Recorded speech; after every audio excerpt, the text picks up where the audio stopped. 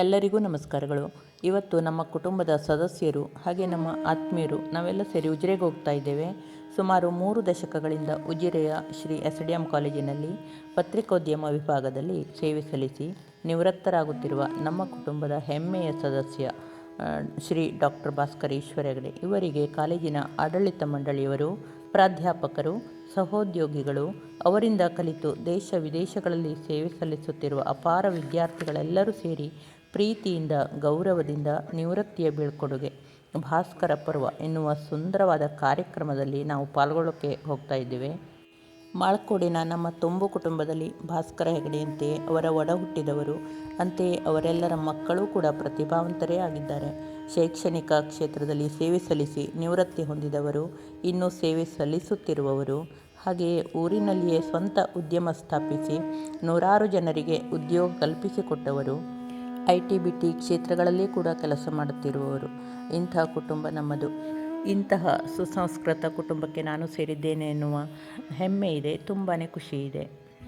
ನಮ್ಮ ತುಂಬಿದ ಕುಟುಂಬದಲ್ಲಿ ತುಂಬಾ ಶಾಂತ, ಸೌಮ್ಯ, ಹಾಗೆಯೇ ಮಿತಭಾಷಿಯಾಗಿರುವ ಭಾಸ್ಕರ್ ಹೆಗಡೆ ಕಾಲೇಜಿನಲ್ಲಿ ಇಷ್ಟೊಂದು ಜನರ ಪ್ರೀತಿ ಗೌರವವನ್ನು ಗಳಿಸಿದ್ದು ನೋಡಿ ನಮಗೆ ತುಂಬಾ ಖುಷಿಯಾಯಿತು. ಹಾಗೆಯೇ ಭಾವನಾತ್ಮಕ ಕ್ಷಣವಾಗಿತ್ತು. ಹೀಗೆಯೇ ನಮ್ಮ ಕುಟುಂಬದವರೆಲ್ಲರ ಸಾಧನೆ ನಮ್ಮ ಹಿರಿಯರಿಗೆ ಅದೊಂದು ಹೆಮ್ಮೆಯ ಕ್ಷಣವಾದರೆ ಕಿರಿಯರಿಗೆ ಸ್ಫೂರ್ತಿ ಅಂತಾನೆ ಹೇಳ್ಬೋದು. ಇಡೀ ಕಾಲೇಜಿನ ಆವರಣವನ್ನೆಲ್ಲ ನಾವು ಸುತ್ತಾಡಿ ಭಾಸ್ಕರ್ ಹೆಗಡೆಯ ಚೇಂಬರಿಗೆ ಬಂದ್ವಿ. ಇಲ್ಲಿ ಸುಮಾರು 30 ವರ್ಷಗಳಿಂದ ಅದೆಷ್ಟು ವಿದ್ಯಾರ್ಥಿಗಳು ಅವರ ಜೊತೆ ಚರ್ಚೆ ಮಾಡಿರಬಹುದು, ಅವರ ಅನುಭವವನ್ನು ಎರವಲು ಪಡೆದುಕೊಂಡಿರಬಹುದು ಅನ್ನುವುದನ್ನೆಲ್ಲ ನಾವು ಮಾತಾಡಿಕೊಳ್ತಾ ಇದ್ವಿ. ಹಾಗೆಯೇ ಅವರಿಗೆ ಸಂದ ಗೌರವಗಳು, ಪ್ರಶಸ್ತಿಗಳು ಇವೆಲ್ಲವನ್ನು ನಾವು ನೋಡಿ ತುಂಬಾ ಖುಷಿಪಟ್ವಿ.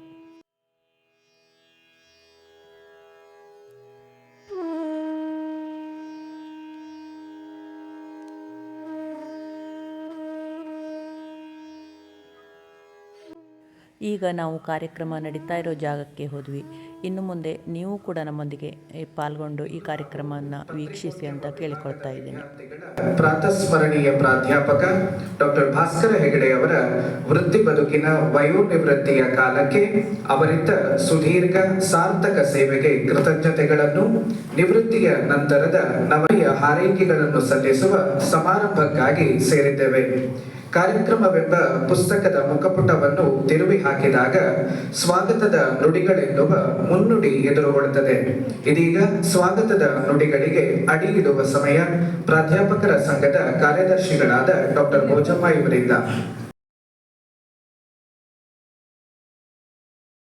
ಎನ್ನುವ ಮಾತಿಗೆ ಉಪಮೆಯಾಗಿ ನಿಲ್ಲುವಂತಹ ಗುರುವರೇಣ್ಯ ಡಾಕ್ಟರ್ ಭಾಸ್ಕರ ಹೆಗಡೆ ಅವರು, ಅದಕ್ಕೆ ಸಾಕ್ಷಿ ಅವರ ಶಿಕ್ಷಣ ಸಮೂಹ.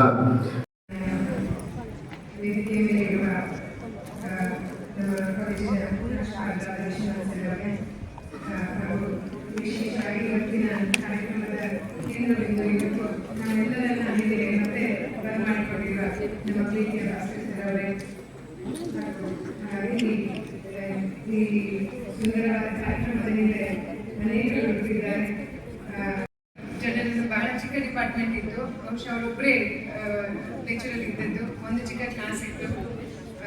ಆದರೂ ಜರ್ನಲಿಸಂ ಡಿಪಾರ್ಟ್ಮೆಂಟಲ್ಲಿ ತುಂಬ ಚಟುವಟಿಕೆಗಳಿರ್ತಿತ್ತು. ನಾವು ತುಂಬ ಪ್ರವಾಸಗಳಿಗೆ ಹೋಗ್ತಾ ಇದ್ವಿ.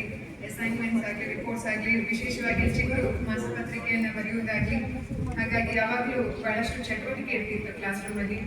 ಮತ್ತೆ ನಮ್ಮ ಪಾಠಗಳು ಕೂಡ ಯಾವಾಗಲೂ ಏಕಮುಖವಾಗಿರದೆ ಚರ್ಚೆಗೆ, ಪ್ರಶ್ನೆಗಳಿಗೆ ಬಹಳ ಮುಕ್ತ ಅವಕಾಶ ಇತ್ತು. ಬಹಳ ಸಂತೋಷ. ಆದ್ರೆ ನಾವು ಮಾಡ್ಲಿಲ್ಲ, ನಮ್ಗೆ ಏನೋ ಕಷ್ಟ ಆಗ್ತಾ ಇದೆ, ನಮ್ಗೆ ಇದು ಅರ್ಥ ಆಗ್ತಾ ಇಲ್ಲ ಅಂತಂದ್ರೆ ಮತ್ತೆ ಅವ್ರ ಹತ್ರ ಹೋಗಿ ಸಹಾಯ ಕೇಳಲಿಕ್ಕೆ ನಮ್ಗೇನು ಭಯ ಇರಲಿಲ್ಲ. ಅವ್ರು ಯಾವಾಗಲೂ ನಮ್ಮನ್ನ ಗೈಡ್ ಮಾಡ್ಲಿಕ್ಕೆ, ನಮ್ಗೆ ಪ್ರೋತ್ಸಾಹ ಕೊಡ್ಲಿಕ್ಕೆ ಯಾವಾಗಲೂ ಸಿದ್ಧರಿದ್ರು. ಒಬ್ರು ಹಳೆ ವಿದ್ಯಾರ್ಥಿ ನನಗೆ ಸಿಕ್ಕಿದಾಗ ಅವರ ಹಂಚಿಕೊಂಡ್ರು. ಭಾಸ್ಕರ್ ಸರ್ ಹೇಳ್ತಾ ಇದ್ರಂದ್ರೆ, ನಿನ್ಗೇನಾದ್ರೂ ಜೀವನದಲ್ಲಿ ಗೆಲುವಾದಾಗ, ಖುಷಿಯಾದಾಗ ಹೇಳಿದ್ರು ಪರವಾಗಿಲ್ಲ, ಆದ್ರೆ ಎಲ್ಲಾದ್ರೂ ಸೋಲಾದಾಗ, ಏನಾದ್ರೂ ತೊಂದರೆ ಆದಾಗ ಖಂಡಿತ ಫೋನ್ ಮಾಡು, ನಾನು ಯಾವತ್ತಿಗೂ ನಿನ್ನೊಟ್ಟಿಗೆ ಇರ್ತೇನೆ ಅಂತ. ನಮ್ಗೆ ಯಾವಾಗಲೂ ಸಾಮಾನ್ಯ ಕಾಲೇಜಲ್ಲಿ ಇದ್ದಾಗ ಈ ಸೇಫ್ಟಿ ನೆಟ್ ಇರ್ತದೆ. ಕಷ್ಟ ಆದಾಗ ಗೊತ್ತಾಗ್ಲಿಲ್ಲ ಅಂತಂದ್ರೆ ನಾವು ಹೋಗಿ ನಮ್ಮ ಲೆಕ್ಚರರ್ಸ್ ಹತ್ರ ಕೇಳ್ಬೋದು, ಪ್ರೊಫೆಸರ್ಸ್ ಹತ್ರ ಕೇಳ್ಬೋದು ಅಂತ. ಆದ್ರೆ ವೃತ್ತಿ ಜೀವನಕ್ಕೆ ಬಂದ ಮೇಲೂ ನಮ್ಗೆ ಫೋನ್ ಮಾಡು, ಕೇಳು ಅಂತ ಹೇಳುವಂತ ಪ್ರಾಧ್ಯಾಪಕರು ಕಮ್ಮಿ. ನಾನಿದ್ದೇನೆ, ಪರವಾಗಿಲ್ಲ, ಯೋಚನೆ ಮಾಡಬೇಡ ಅಂತ ಹೇಳುವಂತಹ ಅಧ್ಯಾಪಕರು ಕಮ್ಮಿ. ಹಾಗಾಗಿ ಅಂಥವ್ರು ಸಿಕ್ಕಿದ್ದು ಕೂಡ ನಮಗೆ ಬಹಳ ವಿಶೇಷ ಅಂತ ಅನ್ನಿಸ್ತದೆ. ನಾನು ಕಾಲೇಜಿಗೆ ಸೇರಿದಾಗ ಯಶೋವರ್ಮ ಮಾವನವರು ಆಗಷ್ಟೇ ಪ್ರಾಂಶುಪಾಲರಿಗೆ ಬಂದಿದ್ದರು. ಆವಾಗ ಅವರು ಅನೇಕ ಹೊಸ ಪ್ರಯೋಗಗಳು ಶುರುವಾಗಿದ್ದವು. ಆದರೆ ಬಹಳಷ್ಟು ಅವರ ಚಿಂತನೆಗಳು, ಅವರ ಯೋಜನೆಗಳು ನಮಗೆ ಸಿಗಲಿಲ್ಲ. ಈಗ ಆಮೇಲೆ ಅದು ಡಿಪಾರ್ಟ್ಮೆಂಟ್ ಬೆಳೆದ ರೀತಿ ನೋಡಿದ್ರೆ ಬಹಳ ಆಶ್ಚರ್ಯ ಆಗ್ತಾ ಇತ್ತು. ರೇಡಿಯೋ ನಿನಾದ ಶುರುವಾಯಿತು, ಸ್ಟುಡಿಯೋ ಬಂತು, ಆಮೇಲೆ PG ಡಿಪಾರ್ಟ್ಮೆಂಟ್ ಬಂತು, ಜೊತೆಗೆ ಅನೇಕ ಹೊಸ ಯೋಜನೆಗಳು ಬಂತು. ವಿಶೇಷವಾಗಿ ಎಲ್ಲ ಕಡೆ ನಮ್ಮ ವಿದ್ಯಾರ್ಥಿಗಳ ಒಂದು ಎಲ್ಲ ಯಾವ ಪತ್ರಿಕೆಗಳಿಗಿರ್ಬೋದು, ಯಾವ TV ಮಾಧ್ಯಮಕ್ಕೆ ಹೋದರೂ ಕೂಡ ನಮ್ಮ ವಿದ್ಯಾರ್ಥಿಗಳಿಗೆ ಗುರುಗಳು, ಸಹಪಾಠಿಗಳು, ವಿದ್ಯಾರ್ಥಿಗಳು ಸೇರಿ ಬರೆದ ಲೇಖನಗಳು ಅವರ ನೆನಪುಗಳನ್ನು ಹೊಂದಿರುವಂತಹ ಕೃತಿ. ಸುಮಾರು 69 ಲೇಖನಗಳಿವೆ. ಕಾರ್ಯಕ್ರಮದ ನಂತರ ಕೂಡ ಸ್ಮರಣೀಯವಾಗಿ ಉಳಿಯಬೇಕು ಅನ್ನೋ ಉದ್ದೇಶದೊಂದಿಗೆ ಪ್ರಕಟವಾಗಿರುವಂತಹ ಒಂದು ಅಭಿನಂದನಾ ಗ್ರಂಥ. ನಾವೆಲ್ಲರೂ ಕೂಡ ಜೀವಮಾನ ಪೂರ್ತಿ ಮತ್ತು ನಮ್ಮ ಮುಂದಿನ ತಲೆಮಾರಿನವರು ಕೂಡ ಇಟ್ಟುಕೊಳ್ಬೇಕಾದಂತಹ ಒಂದು ಪುಸ್ತಕ. ಡಾಕ್ಟರ್ ಸತೀಶ್ ಕುಮಾರ್ ಅಣ್ಣಿಜೆ ಅವರ ಸಂಪಾದಕತ್ವದಲ್ಲಿ ಒಂದು 4-5 ಮಂದಿ ಸ್ನೇಹಿತರು ಒಟ್ಟಿಗೆ ಸೇರಿ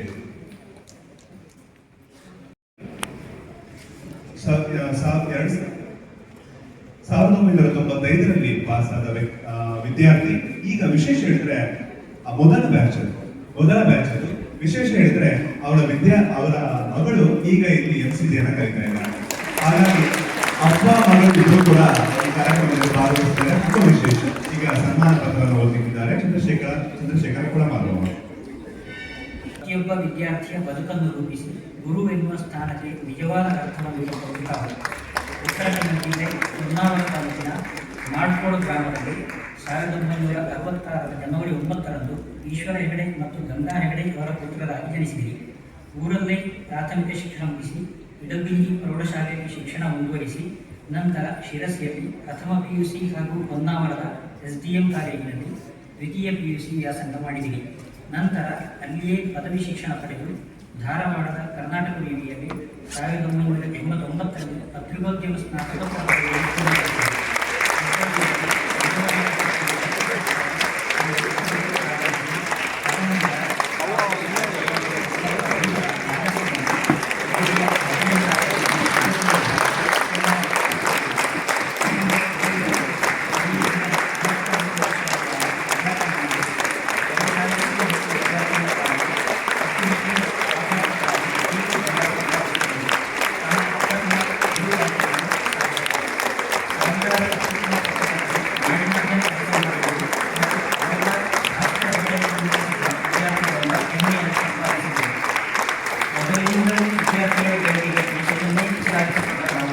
ಯಾವುದೇ ವಿಷಯವಿದ್ದರೆ ಪಾಠ ಮಾಡುತ್ತಾರೆ. ತಮ್ಮ ವಿದ್ಯಾರ್ಥಿಗಳನ್ನು ಬಹಳಷ್ಟು ಮಾಡಲಿಲ್ಲ. ಪ್ರತಿಯೊಬ್ಬರ ಪ್ರತಿಭೆಯನ್ನು ಗುರುತಿಸಿದ್ದೀರಿ. ಅವರ ಸರ್ವತೋಮುಖ ಅಭಿವೃದ್ಧಿಗೆ ಶ್ರಮಿಸಿದ್ದೀರಿ. ವಿದ್ಯಾರ್ಥಿ ದಶೆಯಲ್ಲಿ ಅವರ ವ್ಯಕ್ತಿತ್ವವನ್ನು ಪರಿಪೂರ್ಣವಾಗಿ ಕಟ್ಟಿಕೊಟ್ಟರೆ ಮಾತ್ರ ವಿದ್ಯಾರ್ಥಿಗಳು ಮುಂದೆ ವೃತ್ತಿಯಲ್ಲೂ ಜೀವನದಲ್ಲೂ ಬೆಳಗಿ ಸಾಧಿಸುತ್ತಾರೆ ಅನ್ನುವುದನ್ನು ಚೆನ್ನಾಗಿ ಕಲಿಸಿದ್ದರ ಫಲವೇ ಇವತ್ತು ತಮ್ಮ ಹೆಸರನ್ನು ಇಡೀ ನಾಡೇ ಕೊಂಡಾಡುವಂತಾಗಿದೆ. ನಾನು ಮಾಡುತ್ತಿದ್ದ ಏನೇನೂ ಎಂಬ ವಿನಮ್ರತೆ ನಮಗೆಲ್ಲ ಆದರ್ಶಪ್ರಾಯ. ಅಂಥ ಶಿಷ್ಯರನ್ನು ಪಡೆದಿದ್ದೇ ತಮಗೆ ಪ್ರಶಸ್ತಿ ಅನ್ನುವಂತೆ ಬಾಳಿ ಬರುತ್ತಾವು. 3 ದಶಕಕ್ಕೂ ಹೆಚ್ಚು ಕಾಲ ಪ್ರಾಮಾಣಿಕ ಪ್ರಾಧ್ಯಾಪಕರಾಗಿ ಹೊರಹೊಮ್ಮಿ ನಾಡಿಗೆ ಪತ್ರಕರ್ತರನ್ನು ಸಾರ್ವಜನಿಕ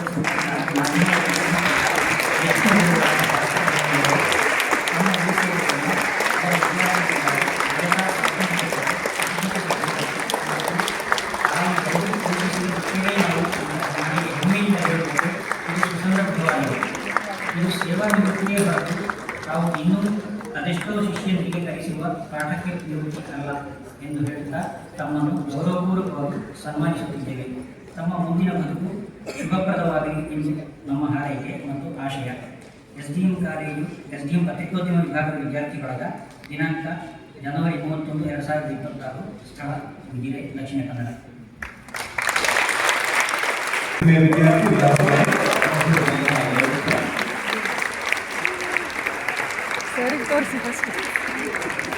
ಇದು ಅತ್ಯಂತ ವಿಶೇಷ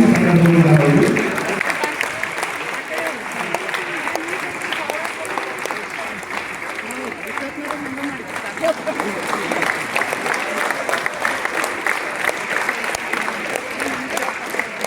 ಕ್ಷಣಕ್ಕೆ ನಾವೆಲ್ಲರೂ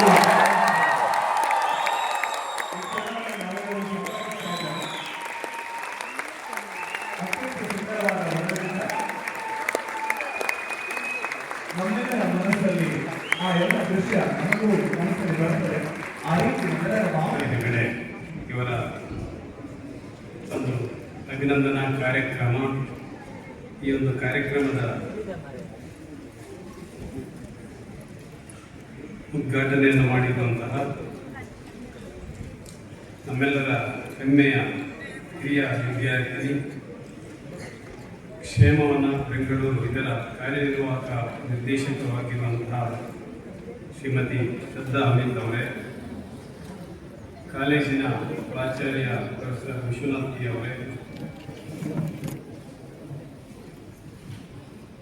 ಡಾಕ್ಟರ್ ಸತೀಶ್ ಅಲ್ಲಿಂಗಿ ಅವರೇ,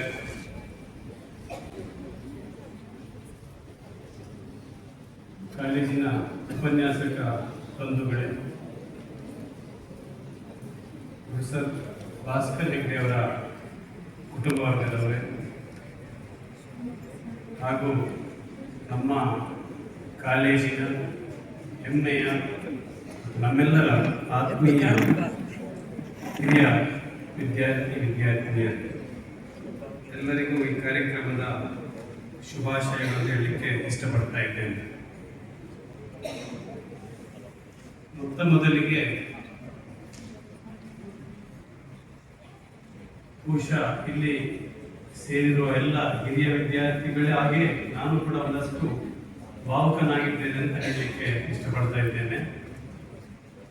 ಈ ಸಂದರ್ಭದಲ್ಲಿ ಇಂತಹ ಒಂದು ಸಂದರ್ಭವನ್ನು ಸೃಷ್ಟಿಸಿದಂತಹ ಪ್ರೊಫೆಸರ್ ಭಾಸ್ಕರ್ ಹೆಗಡೆ ಅವರ ಎಲ್ಲ ವಿದ್ಯಾರ್ಥಿ ಸಮೂಹಕ್ಕೆ ವಿಶೇಷವಾದ ಅಭಿನಂದನೆಗಳನ್ನು ನಾನು ಹೇಳಲಿಕ್ಕೆ ಇಷ್ಟಪಡ್ತಾ ಇದ್ದೇನೆ.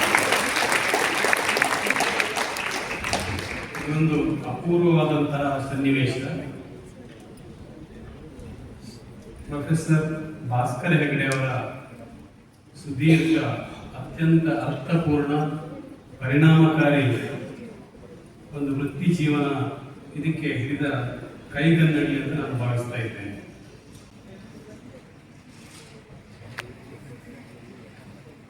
ಒಬ್ಬ ಶಿಕ್ಷಕ, ಶ್ರೇಷ್ಠ ಶಿಕ್ಷಕ ಯಾವಾಗ ಆಗ್ತಾನೆ ಅನ್ನೋದಕ್ಕೆ 4 ವಿಷಯಗಳನ್ನು ಹೇಳ್ತಾರೆ.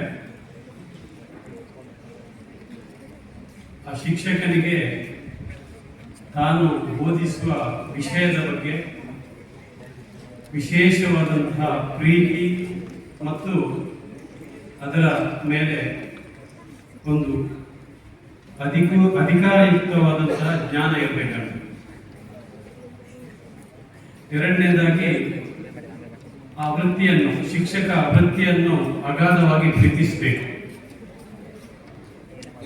ಮೂರನೇದಾಗಿ ತಾನು ಸೇವೆ ಮಾಡ್ತಿರುವಂತಹ ಏನು ವಿಭಾಗ ಇರಬಹುದು ಅಥವಾ ಸಂಸ್ಥೆ ಇರಬಹುದು, ಅದರ ಮೇಲೆ ಮಹತ್ತರವಾದ ಗೌರವ ಇರಬೇಕು, ವಿಶ್ವಾಸ ಇರಬೇಕು. ಹಾಗೂ ಎಲ್ಲದಕ್ಕೆ ಮುಖ್ಯವಾಗಿ ತಾನು ಬೋಧಿಸುವ ತಮ್ಮ ವಿದ್ಯಾರ್ಥಿಗಳ ಮೇಲೆ ಅಪಾರವಾದ ಪ್ರೀತಿ, ತನ್ನ ಮಕ್ಕಳಾಗಿ ಅವರು ಆ ವಿದ್ಯಾರ್ಥಿಗಳನ್ನು ಪ್ರೀತಿಸಬೇಕು. ಈ 4 ಗುಣಗಳು ಪ್ರೊಫೆಸರ್ ಭಾಸ್ಕರ್ ಹೆಗ್ಡೆ ಅವರು ಇದ್ದ ಕಾರಣ ಅವರು ಇವತ್ತು ಇಂಥ ಒಂದು ಕಾರ್ಯಕ್ರಮ ನಡೆಯಲಿಕ್ಕೆ ಕಾರಣ ಅಂತ ನಾವು ಭಾವಿಸ್ತಾ ಇದ್ದೇವೆ. ನಾನು ಅನೇಕ ನಮ್ಮ ಸಂಬಂಧಿಗಳು ಉದಾಹರಣೆ ಹೇಳೋದಾದ್ರೆ, ಒಂದು 12-12:30 ಗಂಟೆ ಹೊತ್ತಿಗೆ ಅವರ ಡಿಪಾರ್ಟ್ಮೆಂಟಿಗೆ ಬಂದ್ರೆ ಅವ್ರ ಮನೆಗೆ ಕರ್ಕೊಂಡೋಗಿ ಊಟ ಮಾಡಿ ಮತ್ತೆ ಅವರನ್ನು ಕಳಿಸ್ತಾ ಇದ್ರು. ಈ ರೀತಿಯ ಒಂದು ಸಂಪ್ರದಾಯ ಕೂಡ ಅವರು ಇಟ್ಟುಕೊಂಡವರು. ಈ ಶಿಷ್ಯ ವೃಂದ ಅವರ ಮೇಲೆ ಅಪಾರವಾದ ಪ್ರೀತಿ, ಗೌರವ, ವಿಶ್ವಾಸವನ್ನು ಇಟ್ಟುಕೊಂಡು ನಿನ್ನೆ ಅವರು ಹೇಳಿದ ಹಾಗೆ ಅವರು ಉಜಿರೆಗೆ ಬರುವಾಗ ಕೇವಲ ಕೆಲವು ಖಾಲಿ ಚೀಲಗಳನ್ನು ಹಿಡ್ಕೊಂಡು ಬಂದಿದ್ರೆ ಕೂಡ ಇವತ್ತು ಹೋಗುವಾಗ ವಿದ್ಯಾರ್ಥಿಗಳ ಮತ್ತು ಸಂಸ್ಥೆಯ ಪ್ರೀತಿ, ವಿಶ್ವಾಸ, ಗೌರವ ಅನ್ನುವಂಥ ದೊಡ್ಡ ಒಂದು ಭಾರವನ್ನೇ ಅವರ ಜೊತೆ ಇರ್ತದೆ. ಮತ್ತೆ ಅವರು ಉಜಿರೆಯಿಂದ ಹೋಗೋದಿಲ್ಲ, ನಮ್ಮ ಜೊತೆ ಮುಂದೆ ಇರ್ತಾರೆ. ಇಂದಿನ ಈ ಕಾರ್ಯಕ್ರಮದ ಮುಖ್ಯ ಅತಿಥಿ ಶ್ರೀ ಧರ್ಮಸ್ಥಳ ಮಂಜುನಾಥೇಶ್ವರ ಶಿಕ್ಷಣ ಸಂಸ್ಥೆಗಳ ಕಾರ್ಯದರ್ಶಿಯಾಗಿರುವ ಗೌರವಾನ್ವಿತ doctor Satish Chandra yes sir ಅವರೇ, ಇಂದಿನ ಈ ಕಾರ್ಯಕ್ರಮದ ಉದ್ಘಾಟನೆಯನ್ನು ನೆರವೇರಿಸಿರುವ ನಮ್ಮ ಕಾಲೇಜಿನ ಹೆಮ್ಮೆಯ ಹಿರಿಯ ವಿದ್ಯಾರ್ಥಿನಿ ಹಾಗೂ ಕ್ಷೇಮವನ ಇದರ ಕಾರ್ಯನಿರ್ವಾಹಕ ನಿರ್ದೇಶಕರಾಗಿರುವ ಶ್ರೀಮತಿ ಶ್ರದ್ಧಾ ಪವಿತ್ರ ಅವರೇ, ಕಾಲೇಜಿನ ಹೆಸರನ್ನು ರಾಷ್ಟ್ರೀಯ ಹಾಗೂ ಅಂತಾರಾಷ್ಟ್ರೀಯ ಮಟ್ಟಕ್ಕೆ ಏರಿಸಿರುವ ನಮ್ಮ ಕಾಲೇಜಿನ ಎಲ್ಲ ಹೆಮ್ಮೆಯ ಹಿರಿಯ ವಿದ್ಯಾರ್ಥಿನಿಯರೇ, ಎಲ್ರಿಗೂ ನಮಸ್ಕಾರ. ಒಬ್ಬ ಅಧ್ಯಾಪಕನು ವಿಶೇಷವಾಗಿ ಬಯಸುವಂಥದ್ದು ಏನು ಅಂತ ಹೇಳಿದ್ರೆ ತಮ್ಮ ವಿದ್ಯಾರ್ಥಿನಿಯರ ಶ್ರೇಯಸ್ಸು. ಇಂದು ಡಾಕ್ಟರ್ ಭಾಸ್ಕರ ಹೆಗಡೆ ಅವರು ಬಯಸಿದ್ದು ಅದನ್ನೇ. ಅದೇ ವಿದ್ಯಾರ್ಥಿನಿಯರು ಬಂದು ಇಂದು ಡಾಕ್ಟರ್ ಭಾಸ್ಕರ ಹೆಗಡೆ ಅವರಿಗೆ ಅಭಿನಂದನೆಯನ್ನು ಸಲ್ಲಿಸ್ತಾ ಇದ್ದೇವೆ. ಇದಕ್ಕಿಂತ ಹೆಚ್ಚಿನದು ಏನು ಕೂಡ ಒಬ್ಬ ಅಧ್ಯಾಪಕನಿಗೆ ಬೇಕಾಗಿಲ್ಲ. ಇದೊಂದು ದೊಡ್ಡ ಸಂಭ್ರಮ. ಈ ಕಾರ್ಯಕ್ರಮದಲ್ಲಿ ನಾವೆಲ್ಲ ಭಾಗಿಯಾಗಿದ್ದೇವೆ. ಇದು ಡಾಕ್ಟರ್ ಭಾಸ್ಕರ ಹೆಗಡೆ ಅವರ ಒಂದು ನಿಸ್ವಾರ್ಥ ಸೇವೆಗೆ ಸಿಕ್ಕಿರುವ ಒಂದು ವಿಶೇಷವಾದ ಅಭಿಮಾನ, ಗೌರವ ಅಂತ ಹೇಳಿ ನಾನು ಅಂದ್ಕೊಂಡಿದ್ದೇನೆ. ಕಾಲೇಜಿನ ಹಿರಿಯ ವಿದ್ಯಾರ್ಥಿಗಳಿಗೆ ಸಲ್ಲುವ ಗೌರವ, ಅದನ್ನು ನಾವು ಇನ್ನೂ ಎತ್ತರಕ್ಕೆ ಕೊಂಡೊಯ್ಯುವ ಅಂತ ಹೇಳಿ ಈ ಸಂದರ್ಭದಲ್ಲಿ ಹೇಳ್ತಾ, ಎಲ್ಲರಿಗೆ ನಮ್ಮ ಕಾಲೇಜಿನ ಪರವಾಗಿ ವಿಶೇಷವಾದ ಕೃತಜ್ಞತೆಗಳನ್ನು ಸಲ್ಲಿಸುತ್ತಾ, ಡಾಕ್ಟರ್ ಭಾಸ್ಕರ್ ಹೆಗಡೆ ಅವರ ಕುಟುಂಬ ವರ್ಗದವರಿಗೂ ಕೂಡ ವಿಶೇಷವಾದ ಕೃತಜ್ಞತೆಗಳನ್ನು ಸಲ್ಲಿಸುತ್ತಾ ನನ್ನ ಮಾತನ್ನು ಕೊನೆಗೊಳಿಸ್ತಾ ಇದ್ದೇನೆ. ಧನ್ಯವಾದ. 1 ಲಕ್ಷ ರೂಪಾಯಿಯನ್ನ ಅವರಿಗೆ ಕ್ಯಾಶ್ ಅವಾರ್ಡ್ ಕೊಟ್ಟಿದ್ರು. ಅದನ್ನ ಕೂಡ ಅವರೀಗ ವಿದ್ಯಾರ್ಥಿಗಳಿಗೆ, ಬಡ ವಿದ್ಯಾರ್ಥಿಗಳಿಗೆ ಅವರ ಕ್ಷೇಮಕ್ಕಾಗಿ ಬಳಸ್ತಾ ಇದ್ದಾರೆ. ಇವತ್ತು ಭಾಸ್ಕರ್ ಸರ್ ಅವರನ್ನ ಅಭಿನಂದಿಸಬೇಕು ಅನ್ನುವಂತ ನೆಲೆಯಲ್ಲಿ ಇಲ್ಲಿಗೆ ಬಂದಿದ್ದಾರೆ.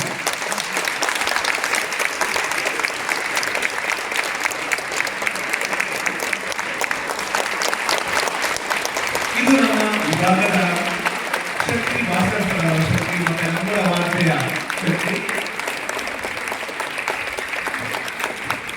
ಅಭಿನಂದನೆಗಳು ಸರ್, ಧನ್ಯವಾದಗಳು ಮಾಧವ ಪ್ರಭುಗಳಿಗೆ. ಪತ್ರಿಕೋದ್ಯಮದ ಕೆಲವು ಕಣ್ಣುಗಳಿದ್ದ ಹಾಗೆ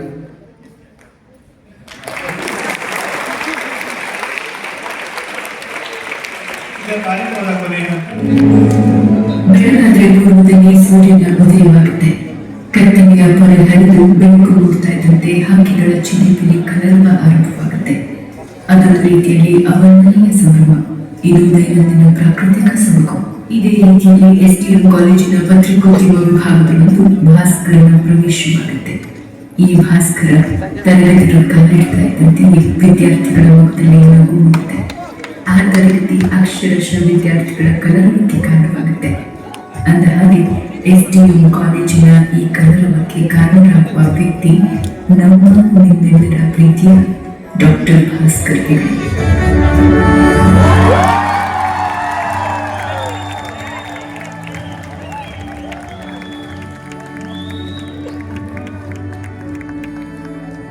ಭಾಸ್ಕರ್ ಹೆಗಡೆ ಈ ಹೆಸರು ಕೇಳಿದ ಕೂಡಲೇ ನೆನಪಾಗುವುದು ಉಜಿರೆ STM ಕಾಲೇಜಿನ ಪತ್ರಿಕೋದ್ಯಮ ವಿಭಾಗ. ಕಳೆದ 3 ದಶಕಗಳಿಂದ ವಿದ್ಯಾರ್ಥಿಗಳಿಗೆ ಪತ್ರಿಕೋದ್ಯಮದ ಅಕ್ಷರ ಉಣಬಡಿಸಿ ಬದುಕು ಕಟ್ಟಿಕೊಳ್ಳಲು ನೆರವಾದ ಮಹಾನ್ ಗುರು. ಹಾಗಂತ ಅವರು ಗುರು ಅನ್ನೋ ಪದಕ್ಕಷ್ಟೇ ಸೀಮಿತರಾದ ವ್ಯಕ್ತಿಯಲ್ಲ. ತಂದೆಯಂತೆ, ಅಣ್ಣನಂತೆ, ಸ್ನೇಹಿತರಂತೆ ಪ್ರೋತ್ಸಾಹಿಸಿ ತನ್ನ ಎಲ್ಲ ವಿದ್ಯಾರ್ಥಿಗಳು ಸಾಧನೆಯ ಶಿಖರವೇರಲು ಹೆಗಲು ಕೊಟ್ಟ ಅದ್ಭುತ ವ್ಯಕ್ತಿತ್ವದ ಸರಳ ಜೀವಿ. ಅವರ ಕೆಳಗಡೆ ಓದಿ ಹೋದಂತಹ ವಿದ್ಯಾರ್ಥಿಗಳ ಸಾಧನೆಯನ್ನ, ಅವರ ಯಶಸ್ಸನ್ನ ತಮ್ಮ ಯಶಸ್ಸಿನ ರೀತಿಯಲ್ಲಿ ಅವರು ಸಂಭ್ರಮಿಸ್ತಾ ಇದ್ರು. ಭಾಸ್ಕರ ಹೆಗಡೆ ಅವ್ರನ್ನ ನಾನು ನಮ್ಮ ಮೇಷ್ಟ್ರು, ನನ್ನ ಪಾಠ ಹೇಳಿಕೊಟ್ಟವರು, ಅದಕ್ಕಿಂತ ಹೆಚ್ಚಾಗಿ ನಾನು ಅವರನ್ನ ಒಬ್ಬ ಅಣ್ಣ ಅಂತ ನಾನು ನೋಡ್ಲಿಕ್ಕೆ ಬಯಸ್ತೀನಿ. ಯಾವುದು ಅಣ್ಣನ ಪ್ರೀತಿಯನ್ನು ಕೊಟ್ಟಂತವರು. ಜೂನ್ 31, 2026 ಭಾಸ್ಕರ್ ಹೆಗಡೆ ಅವರ ವೃತ್ತಿ ಜೀವನದ ಕೊನೆಯ ದಿನ. ಹಾಗಂತ 3 ವರ್ಷಗಳ ಅವರ ಪತ್ರಿಕೋದ್ಯಮ ಉಪನ್ಯಾಸಕ ವೃತ್ತಿ ಬದುಕಿನ ಪಯಣ ಅಷ್ಟು ಸುಲಭವಾಗಿರಲಿಲ್ಲ. ಹಲವು ಏಳುಬೀಳುಗಳ ಮಧ್ಯೆ ಯಾವುದಕ್ಕೂ ಕುಗ್ಗದೆ ಜಗ್ಗದೆ ತನ್ನ ವೃತ್ತಿಯನ್ನು ಸಮರ್ಥವಾಗಿ ನಿರ್ವಹಿಸಿದ್ದಾರೆ. ವೃತ್ತಿ ಜೀವನದಲ್ಲಿ ಯಶಸ್ಸು ಕಂಡ ಪ್ರಾಧ್ಯಾಪಕರು ನಮ್ಮ ಮಧ್ಯೆ ಹಲವಾರು ಮಂದಿ ಇರಬಹುದು. ಆದರೆ ಭಾಸ್ಕರ್ ಹೆಗಡೆ ಅವರ ತರಹದ ವ್ಯಕ್ತಿತ್ವ ಇರುವ ಮತ್ತೊಬ್ಬ ಪ್ರಾಧ್ಯಾಪಕರನ್ನ ಇನ್ನೆಲ್ಲೂ ನೋಡೋದಕ್ಕೆ ಸಾಧ್ಯವಿಲ್ಲ.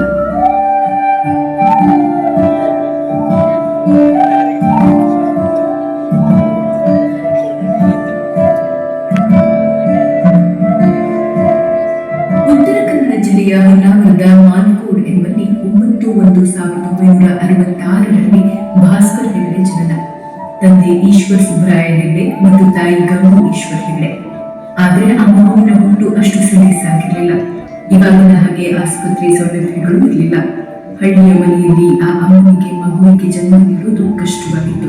ಕೊನೆಗೆ ಕಷ್ಟಪಟ್ಟು ತಾಲೂಕು ಆಸ್ಪತ್ರೆಗೆ ಕರ್ಕೊಂಡು ಹೋದಾಗ ವೈದ್ಯರು ಮಗುವಿಗೆ ಜಾಸ್ತಿ ಜೀವ ಇಲ್ಲ ಅಂತ ಹೇಳಿದ್ರು. ಆದ್ರೆ ಅದೇ ವೈದ್ಯರು ತನ್ನೆಲ್ಲ ಅನುಭವವನ್ನು ದಾರಿ ಎರೆದು ಮಗುವಿಗೆ ಜೀವ ತರಿಸಿದ್ರು. ಆಗಷ್ಟೇ ಬಾಹ್ಯ ಪ್ರಪಂಚಕ್ಕೆ ಬಂದಿದ್ದ ತನ್ನ ಮಗು ಒಂದು ದಿನ ಪೂರ್ತಿ ಅತ್ತಿರಲಿಲ್ಲ ಅಂತ ಹೆತ್ತ ಕರುಳು ನೆನೆಸಿಕೊಂಡಿದ್ದು ಹೀಗೆ. ಅವರಿಗೆ ಹುಟ್ಟಬೇಕಾದ್ರೆ ಡಾಕ್ಟರ್ ಬಂದಿದ್ದು, ಅವ್ರು ಮದುವೆ ಅಕ್ಕ ಆಸ್ಪತ್ರೆಗೆ ಹೋಗಿದ್ರು. ಡಾಕ್ಟರ್ ಬಂದಿದ್ದು, ಅವ್ರಿಗೆ ಸಾಕು ಜೀವಿತಾಗಿತ್ತು. ಹೊಟ್ಟೆವರೆಗೆ ಡಾಕ್ಟ್ರು ಆನಂತರ 20 ವರ್ಷ ತೀಟ ಕುಂಟದಲ್ಲಿತ್ತು. ಅವರು ಈಗ ಚಲೋ ಇದ್ದಿದ್ದು ನೋಡ್ಲಿಕ್ಕೂ. ಒಂದು ಸರಿ ಕೂಗಲೆಲ್ಲ ಏನು ಮಾಡಿಲ್ಲ. ಮಧ್ಯ ಜೀವ ಬಂತು ನೋಡಕ್ ಚಲೋ ಇದ್ದು. ಭಾಸ್ಕರ್ ಹೆಗಡೆ ಹೊನ್ನಾವರದ ಮಾನ್ಕೋಡ್ ಸರ್ಕಾರಿ ಶಾಲೆಯಲ್ಲಿ ಪ್ರಾಥಮಿಕ ಶಿಕ್ಷಣ ಮುಗಿಸಿದ್ರು. ತದನಂತರ ಇಡಗುಂಜಿ ಸರ್ಕಾರಿ ಶಾಲೆಯಲ್ಲಿ ಹೈಸ್ಕೂಲ್ ವಿದ್ಯಾಭ್ಯಾಸ. ಶಿರಸಿಯಲ್ಲಿ ಮೊದಲನೇ ವರ್ಷದ PUC ವ್ಯಾಸಂಗದ ಬಳಿಕ ಹೊನ್ನಾವರದಲ್ಲಿ ದ್ವಿತೀಯ PUC ಪಾಸ್ ಆಗಿ ಪದವಿ ಶಿಕ್ಷಣ ಆರಂಭಿಸಿದರು. 3 ವರ್ಷಗಳ ಬಳಿಕ ಉನ್ನತ ವ್ಯಾಸಂಗಕ್ಕಾಗಿ ಊರು ಬಿಟ್ಟು ಧಾರವಾಡಕ್ಕೆ ಬಂದರು. ಬಾಲ್ಯದಿಂದ ಹಿಡಿದು ಧಾರವಾಡಕ್ಕೆ ಉನ್ನತ ವ್ಯಾಸಂಗಕ್ಕಾಗಿ ಬಂದವರೆಗಿನ ಅವರ ಯೌವನದ ದಿನಗಳು ಹೇಗಿತ್ತು ಅನ್ನೋದನ್ನು ನೋಡೋಣ. ಭಾಸ್ಕರ್ ಹೆಗಡೆ ಪುಟ್ಟ ಬಾಲಕ, ಚಿಕ್ಕಂದಿನಲ್ಲಿ ಮಿತಭಾಷಿ, ಯಾರ ಜೊತೆಗೂ ಜಾಸ್ತಿ ಮಾತಾಡ್ತಿರ್ಲಿಲ್ಲ. ಜೊತೆಗೆ ತುಂಬಾ ಶಿಸ್ತಿನ ಜೀವನ. ಬಹುತೇಕ ತಮ್ಮ ಎಲ್ಲಾ ಕೆಲಸಗಳನ್ನು ತಾವೇ ಮಾಡಿಕೊಡ್ತಿದ್ರು. ಸ್ಕೂಲ್ ಮುಗಿಸಿ ಮನೆಗೆ ಬಂದ್ರೆ ತೋಟದಲ್ಲೂ ಕೆಲಸ ಮಾಡ್ತಿದ್ರು. ಮತ್ತೆ ಅವರು ಸಣ್ಣಿಂದನೂ ಅವ್ರದಾದ ಒಂದು ಪ್ರಿನ್ಸಿಪಲ್ ಅನ್ನು ಫಾಲೋ ಮಾಡ್ತಿದ್ರು. ಅವರೇ ವಾಶ್ ಮಾಡ್ಕೊಳ್ಳೋದು, ಅವ್ರದಾದಂತ ಒಂದು ಶಿಸ್ತು ಜೀವನದಲ್ಲಿ ಇತ್ತು. ಸ್ಕೂಲಿಗೆ ಹೋಗೋದು ಬರೋದು, ಮತ್ತೆ ಮನೆಯಲ್ಲಿ ಬಂದ್ಕೊಂಡು ಕೆಲಸ ಮಾಡೋದು, ಗೇರ್ ಮರಕ್ಕೆ ಹೋಗಿ ಗೇರ್ ಬೀಜ ಕೊಯ್ಯೋದು, ತೋಟಕ್ಕೆ ಹೋಗಿ ಅಡಿಕೆ ಆರಿಸೋದು, ತೋಟಕ್ಕೆ ನೀರು ಬಿಡೋದು ಎಲ್ಲ ನಾವು ಜೊತೆಗೆ ಮಾಡ್ತಿದ್ವಿ. ಇವಾಗಿನ ಸ್ಕೂಲ್ಗೆ ಹೋಗ್ಬೇಕು ಅಂದ್ರೆ ಮನೆ ಮುಂದೆನೆ ಸ್ಕೂಲ್ ವ್ಯಾನ್ ಬರುತ್ತೆ. ಹಾಗೆ ಅವಾಗಿನ ನಾವು ಗಟ್ಲೆ ಹಿಡಿದುಕೊಂಡೇ ಹೋಗ್ಬೇಕಿತ್ತು. ಭಾಸ್ಕರ್ ಹೆಗಡೆ ಅವರ ಬಾಲ್ಯಕಾಲವು ಹೀಗೆ ಇತ್ತು. ಬೆಳಿಗ್ಗೆ ಮನೆಯಲ್ಲಿ ತಿಂಡಿ ತಿಂದು 5-6 ಕಿಲೋಮೀಟರ್ ದೂರದ ಶಾಲೆಗೆ ನಡ್ಕೊಂಡು ಹೋಗೋದು ಅಷ್ಟೇನು ಕಷ್ಟವಾಗ್ತಿರ್ಲಿಲ್ಲ. ಆದ್ರೆ ಮಧ್ಯಾಹ್ನ ಬಾವಿಯ ನೀರು ಸೇದಿ ಕುಡಿದು ಸಂಜೆವರೆಗೂ ಕ್ಲಾಸ್ನಲ್ಲಿ ಕುಳಿತು ಹೊಟ್ಟೆ ಹಸಿದುಕೊಂಡು ವಾಪಸ್ ಮನೆಗೆ ಬರುವಾಗ ನಿಜವಾದ ಕಷ್ಟ ಅರಿವಾಗ್ತಿತ್ತು. ಅದು ಹೇಗಿತ್ತು ಅಂದ್ರೆ, ನಾವು ಬೆಳಿಗ್ಗೆ ಊಟ ಮಾಡಿ ಹೋಗುದು ಸಣ್ಣ, ಎಷ್ಟು ಸುಮಾರು 8:30 ಹೊತ್ತಿಗೆ ಇಲ್ಲಿಂದ ಮನೆಯಿದೆ. ಊಟ ಮಾಡಿ ಸುಮಾರು ಅಲ್ಲಿಗೆ ಹೈಸ್ಕೂಲಿಗೆ ಹೋಗುವಾಗ, ಪ್ರೈಮರಿ ಸ್ಕೂಲಿಗೆ ಬರುವಾಗಲ್ಲ.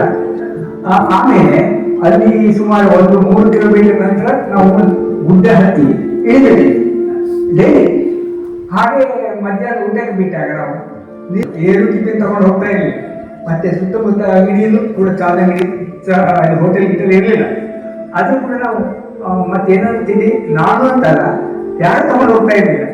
ನಾವೆಲ್ಲ ಹೇಗೆ ಅಷ್ಟೊಂದು ಒಂದು 1 ಗಂಟೆ ಬಿಡ್ತಿದ್ರಲ್ಲ ಊಟಕ್ಕೆ. ಆ ಟೈಮ್ನಲ್ಲಿ ಬೇರೆ ಏನಾದ್ರು ಮಾಡ್ತಾ ಆ ಟೈಮ್ ಪಾಸ್ ಮಾಡ್ತಿದ್ವಿ, ನೀರು ಕುಡಿತಿದ್ವಿ ಅಷ್ಟೇ, ಮತ್ತೇನು ತಗೊಂಡು. ಭಾಸ್ಕರ್ ಹೆಗಡೆ ಬಾಲ್ಯದಲ್ಲಿ ನಮ್ಮ ನಿಮ್ಮೆಲ್ಲರಂತೆಯೇ ಅತ್ಯಂತ ಚುರುಕಿನ ಹುಡುಗ. ಹಾಗಂತ ಸಾಹಿತ್ಯ, ಓದು ಇಷ್ಟಕ್ಕೆ ಸೀಮಿತಗೊಳಿಸುವುದಕ್ಕೆ ಹೋಗ್ಬೇಡಿ. ಭಾಸ್ಕರ್ ಹೆಗಡೆ ಒಬ್ಬ ಒಳ್ಳೆ ಕ್ರಿಕೆಟ್ ಬೌಲರ್ ಅಂತ ನೀವು ನಂಬ್ತೀರಾ. ಅವರೊಟ್ಟಿಗೆ ಒಳ್ಳೆ ಪ್ಲೇಯರ್, ಅದ್ಭುತವಾದಂಥ ಬಾಲರ್. ನಮ್ಮ ಮಾಳ್ಕೋಟ್ ಟೀಮ್ನ ಅದ್ಭುತ ಬಾಲರು ಆಗಿದ್ರು. ನಾವು ಅವರೊಟ್ಟಿಗೆ ಕ್ರಿಕೆಟ್ ಆಡಿದ್ದೇವೆ, ಬೇರೆ ಎಲ್ಲ ಆಟ ಆಡಿದ್ದೇವೆ. ಪಾಠದ ಜೊತೆಗೆ ಆಟದ ಕಡೆಗೂ ಒಲವು ಹೊಂದಿದ್ದ ಭಾಸ್ಕರ್ ಹೆಗಡೆ ಅವರು ಸಹಪಾಠಿಗಳೊಂದಿಗೆ ವಾಲಿಬಾಲ್, ಕಬಡ್ಡಿ ಸಹ ಆಡ್ತಿದ್ರು. ಇವಿಷ್ಟೇ ಅಲ್ಲದೆ ನಾಟಕಗಳಲ್ಲೂ ಬಣ್ಣ ಹಚ್ಚುತ್ತಿದ್ರು ಅಂತ ಸಹಪಾಠಿಗಳು ವಾರ್ಷಿಕೋತ್ಸವ ಟೈಮ್ನಲ್ಲಿ ಅವರು ಕೂಡ ಭಾಗವಹಿಸ್ತಿದ್ರು. ಮತ್ತೆ ನಾವು ಸಣ್ಣ ಪುಟ್ಟ ಪಾತ್ರಗಳನ್ನ ನಾಟಕದಲ್ಲೆಲ್ಲ ಮಾಡ್ತಾ ಇದ್ವಿ. ಹೌದು, ಅವಾಗ ಅವ್ರಿಗೆ ಯಾವ ನಾಟಕವನ್ನು ಆಯ್ಕೆ ಮಾಡ್ತಿದ್ರು ಅದರಲ್ಲಿ ಅವರಿಗೆ ಕೊಟ್ಟ ಪಾತ್ರಗಳನ್ನು ಮಾಡ್ತಿದ್ರು. ಭಾಸ್ಕರ್ ಹೆಗ್ಡೆ ಅವರ ಮೇಲೆ ಇವತ್ತು ಪ್ರತಿಯೊಬ್ಬರೂ ಗೌರವ ಇಟ್ಟುಕೊಳ್ಳಲು ಕಾರಣ ಅವರ ಮಾತಿನ ರೀತಿ. ಭಾಸ್ಕರ್ ಹೆಗ್ಡೆ ಅವರು ಅಪರೂಪಕ್ಕೆ ಸಿಟ್ಟು ಮಾಡಿಕೊಂಡಿದ್ದನ್ನ ನೋಡಿದ್ದೇವೆ. ಆದರೆ ಒಂದೇ ಒಂದು ಸಲ ಸಹ ಅವರ ಬಾಯಲ್ಲಿ ಕೆಟ್ಟ ಮಾತುಗಳು ಬಂದಿಲ್ಲ. ಇದು ಅವರು ಉಪನ್ಯಾಸಕರಾದ ನಂತರ ಅಂದುಕೊಳ್ಬೇಡಿ. ಚಿಕ್ಕಂದಿನಿಂದಲೂ ಭಾಸ್ಕರ್ ಹೆಗ್ಡೆ ಹೀಗೆ ಇದ್ರಂತೆ. ಅವರು ಈಗ ಹೇಗಿದ್ದಾರೋ ಅವಾಗೂ ಅದೇ ಸ್ವಭಾವದರು, ಸರಳ ಸಜ್ಜನಿಕೆಯ ವ್ಯಕ್ತಿಗಳು.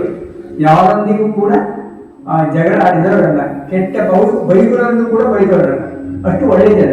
ಅದನ್ನೇ ತಮ್ಮ ಜೀವನದಲ್ಲೂ ಅನುಸರಿಸಿಕೊಂಡು ಬಂದಿದ್ದಾರೆ. ನೋಡಿದ್ರಲ್ಲ, ಭಾಸ್ಕರ್ ಹೆಗ್ಡೆ ಅವರ ಬಗ್ಗೆ ಊರಲ್ಲಿ ಕುಟುಂಬಸ್ಥರು, ಸ್ನೇಹಿತರು, ಹಿತೈಷಿಗಳು ಎಷ್ಟು ಪ್ರೀತಿ ಅಭಿಮಾನ ಇಟ್ಕೊಂಡಿದ್ದಾರೆ ಅನ್ನೋದನ್ನ.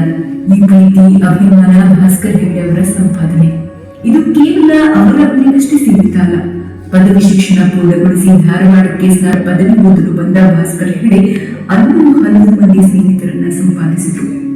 ವಿದ್ಯಾರ್ಥಿ ದಶೆಯಲ್ಲಿ ಭಾಸ್ಕರ್ ಹೆಗ್ಡೆ ಅವರು ಅತ್ಯಂತ ಪ್ರಾಮಾಣಿಕ ವಿದ್ಯಾರ್ಥಿಯಾಗಿ ಅತ್ಯಂತ ಮೇಧಾವಿ ವಿದ್ಯಾರ್ಥಿ ಕೂಡ ಆಗಿದ್ರು. ಅನೇಕ ವಿಷಯಗಳಲ್ಲಿ ಸಾಕಷ್ಟು ಆಸಕ್ತಿಯನ್ನು ಹೊಂದಿ ಎಲ್ಲರ ಅಚ್ಚುಮೆಚ್ಚಿನ ವಿದ್ಯಾರ್ಥಿ ಆಗಿದ್ದರು ಅನ್ನೋದನ್ನ ಹೇಳಲಿಕ್ಕೆ ನನಗೆ ಸಂತೋಷ ಆಗುತ್ತೆ.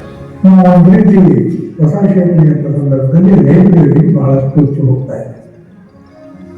ಅಲ್ಲಿ ಎಲ್ಲ ಥರದ ಪುಸ್ತಕಗಳು ಇರ್ತಾ ಇದ್ವು. ಸರಸ್ವತಿ ಬಂದಿರೋದು ಕರ್ನಾಟಕ ವಿಶ್ವವಿದ್ಯಾಲಯ ನಮಗೆ ಬಹಳಷ್ಟು ಏನೋ ಆತ್ಮೀಯವಾಗಿ ಇವತ್ತಿಗೂ ಇದೆ ಅಂತ ಹೇಳಿದ್ರೆ ಅಲ್ಲಿ ಒಂದು ವಾತಾವರಣ ಕಲಿಕೆಯ ಒಂದು ಕೇಂದ್ರ ಆಗಿತ್ತು.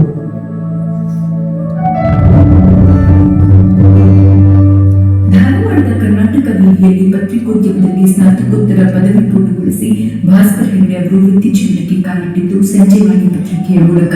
3 ವರ್ಷ 3 ತಿಂಗಳ ಕಾಲ ಭಾಸ್ಕರ್ ಹೆಗ್ಡೆ ಸಂಜೀವಾಣಿಯಲ್ಲಿ ಕೆಲಸ ನಿರ್ವಹಿಸಿದರು.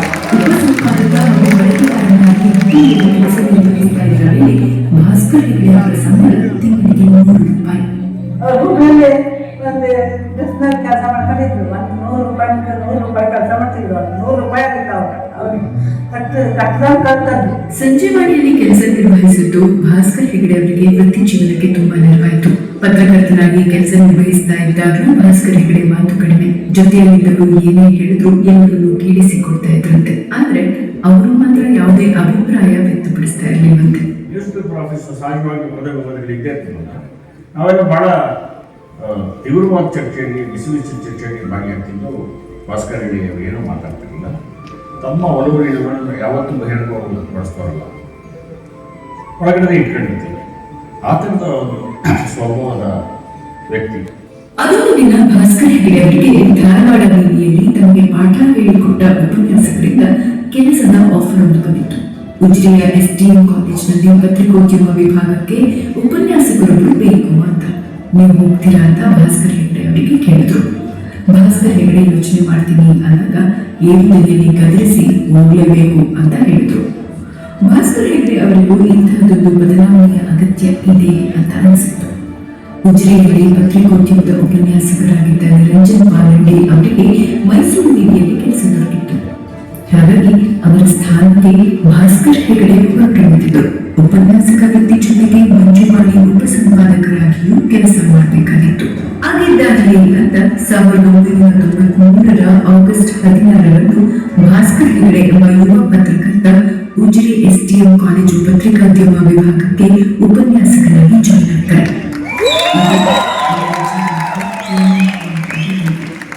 ಭಾಸ್ಕರ್ ಹುಬ್ಬಳ್ಳಿಯಿಂದ ಉಜಿರೆಯನ್ನ ಸೇರಲಿಕ್ಕೆ ಬಂದದ್ದು, ಅವ್ರನ್ನ ಸಂದರ್ಶನ ಮಾಡಿದ್ದು, ಪತ್ರಿಕೋದ್ಯಮ ವಿಭಾಗದಲ್ಲಿ ಅವರು ಗಟ್ಟಿಯಾಗಿ ನೆಲೆ ನಿಂತಿದ್ದು ನಮ್ಮ ಕನ್ನಡಿಗರಿಗೆ ನಡೆದಿರುವಂತಹ ಸಂಗತಿ. ವಿಶೇಷ ಅಂತಂದ್ರೆ ಭಾಸ್ಕರ್ ನಮ್ಮ ಪತ್ರಿಕೋದ್ಯಮ ವಿಭಾಗದಲ್ಲಿ ಗಟ್ಟಿಯಾಗಿ ನೆಲೆಗೊಳ್ತಾರೆ.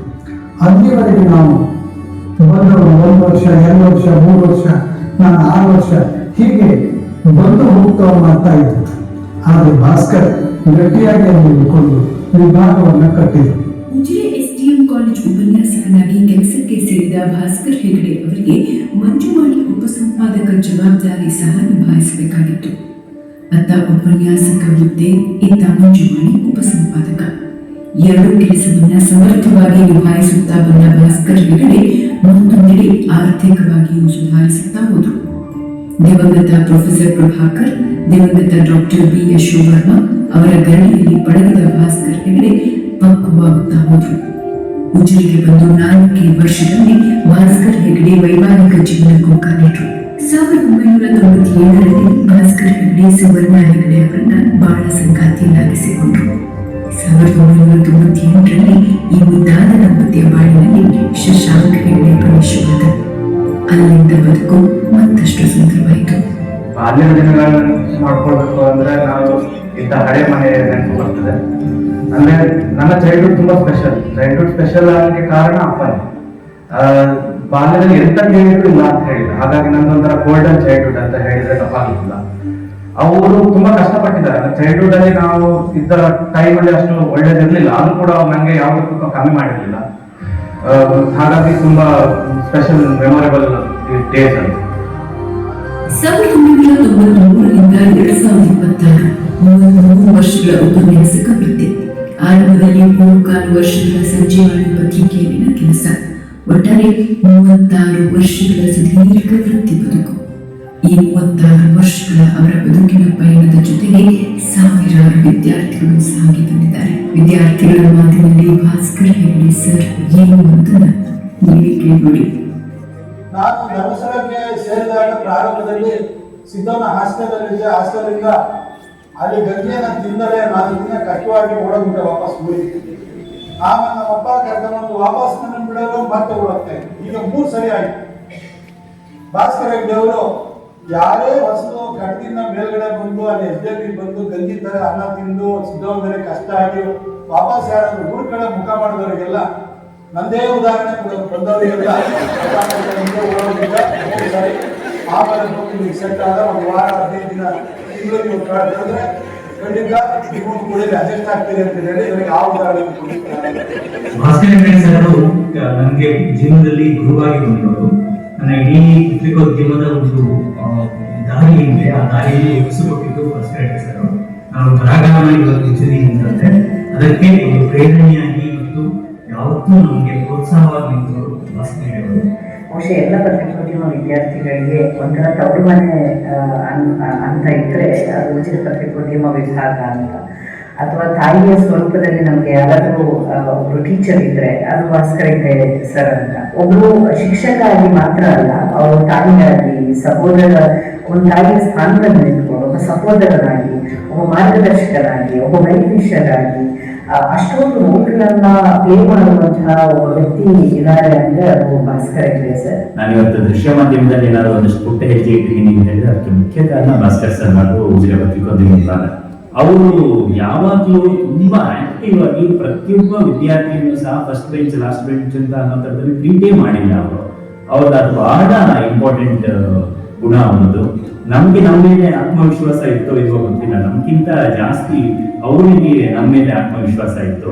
ಹಾಗೂ ಅವರು ಅದನ್ನ ತುಂಬಾ ಕಾನ್ಫಿಡೆಂಟ್ ಆಗಿ ಈ ವಿದ್ಯಾರ್ಥಿಗೆ ಇದನ್ನ ಮಾಡಕ್ ಸಾಧ್ಯ ಇದೆ ಅಂತ ಅವರು ಐಡೆಂಟಿಫೈ ಮಾಡ್ಕೊಂಡು ಅದಕ್ಕೆ ಸಂಬಂಧಪಟ್ಟಂಗೆ ಬರೆಯೋದಕ್ಕೆ ಹೇಳ್ತಿದ್ರು, ಅದಕ್ಕೆ ಸಂಬಂಧಪಟ್ಟಂಗೆ ಕೆಲಸಗಳನ್ನ ಮಾಡೋದಕ್ಕೆ ಹೇಳ್ತಿದ್ರು. ಭಾಸ್ಕರ್ ಹೆಗಡೆ ಕೇವಲ ಉಜಿರೆ ಕಾಲೇಜಿಗೆ ಮಾತ್ರ ಸೀಮಿತರಾಗಿ ಕೆಲಸ ಮಾಡಿದವರಲ್ಲ. ಶ್ರೀ ಕ್ಷೇತ್ರ ಧರ್ಮಸ್ಥಳದಲ್ಲಿ ಏನೇ ಕಾರ್ಯಕ್ರಮಗಳಿದ್ದು ಭಾಸ್ಕರ್ ಹೆಗಡೆ ಅಲ್ಲಿ ಹಾಜರಿರ್ತಾ ಇದ್ರು. ಹಾಗಾಗಿ ಹೆಗಡೆ ಕುಟುಂಬ ಸದಸ್ಯರಿಗೂ ಭಾಸ್ಕರ್ ಹೆಗಡೆ ಅಂದ್ರೆ ವಿಶೇಷ ಪ್ರೀತಿ. SDM ಕಾಲೇಜು ಬಹಳ ಗ್ರಾಮೀಣ ಪ್ರದೇಶದಲ್ಲಿ ಒಂದು ಆರಂಭಗೊಂಡಿತ್ತು. ಅಂತ ಸಂದರ್ಭದಲ್ಲೂ ಜರ್ನಲಿಸಂ ಅನ್ನೋ ಒಂದು ವಿಷಯವನ್ನು ಈ ಕಾಲೇಜಿನಲ್ಲಿ ಸೇರಿಸಿದ್ದು ನಿಜವಾಗಿ ಆಶ್ಚರ್ಯಕರವಾದ ವಿಚಾರ. ಅದರಿಂದಾಗಿ ಇವತ್ತು ಯಾವುದೇ ವಿದ್ಯಾರ್ಥಿಗಳು ಯಾವುದೇ ಮಾಧ್ಯಮದಲ್ಲಿರಲಿ, ಪೇಪರ್ನಲ್ಲಿರಲಿ, ನಮ್ಮ SDM ಸ್ಟೂಡೆಂಟ್ಸ್ ನಮಗೆ ಕಂಡು ಬರ್ತಾರೆ. ಅದನ್ನು ಮುನ್ನಡೆಸಿಕೊಂಡು ಹೋದವರು 33 ವರ್ಷಗಳವರೆಗೆ ನಿರಂತರವಾಗಿ ನಡೆಸಿದವರು ಭಾಸ್ಕರ್ ಹೆಗಡೆ ಅವರು.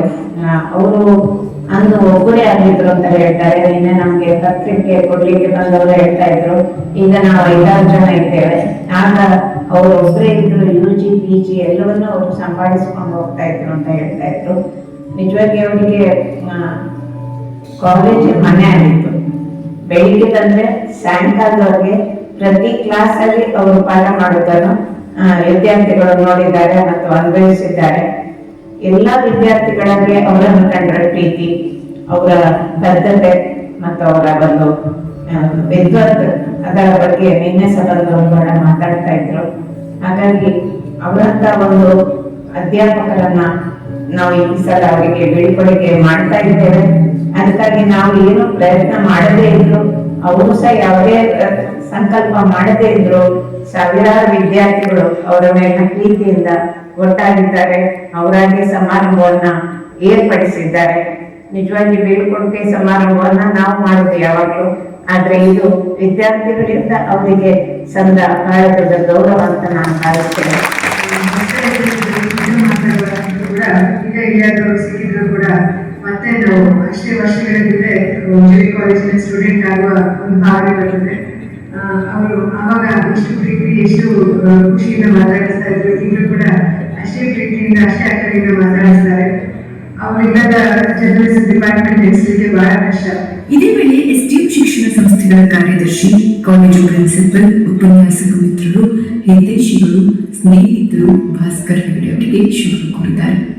ಭಾಸ್ಕರ ಹೆಗ್ಡೆ ಅವರು ಇದೇ ತಿಂಗಳ 31ರಂದು ತಮ್ಮ ಸೇವೆಯಿಂದ ನಿವೃತ್ತರಾಗಲಿದ್ದಾರೆ.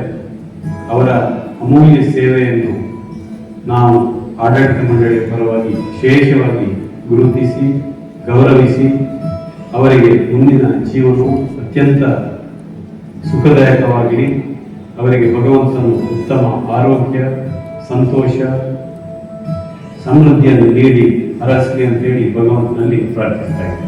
ಡಾಕ್ಟರ್ ಭಾಸ್ಕರ ಹೆಗ್ಡೆ ಮತ್ತು ನಾವು ಸುಮಾರು 30 ವರ್ಷಗಳಿಂದ ಒಟ್ಟಾಗಿ ಕೆಲಸ ಕಾರ್ಯಗಳನ್ನು ನಿರ್ವಹಿಸ್ತಾ ಇದ್ದೇವೆ. ಡಾಕ್ಟರ್ ಭಾಸ್ಕರ ಹೆಗ್ಡೆ ಅವರು ಅತ್ಯಂತ ಹೆಚ್ಚು ವರ್ಷ ಒಂದು ವಿಭಾಗದ ವರಿಷ್ಠರಾಗಿ ಸೇವೆಯನ್ನು ಸಲ್ಲಿಸಿದ್ದಾರೆ ಎನ್ನುವ ಖ್ಯಾತಿಗೆ ಪಾತ್ರರಾದವರು. ಅವರು ನಮ್ಮ ಕಾಲೇಜಿನಲ್ಲಿ ಜರ್ನಲಿಸಂ ವಿಭಾಗವನ್ನು ಪ್ರಾರಂಭಿಸಿ ಕಟ್ಟಿ ಬೆಳೆಸಿದವರು.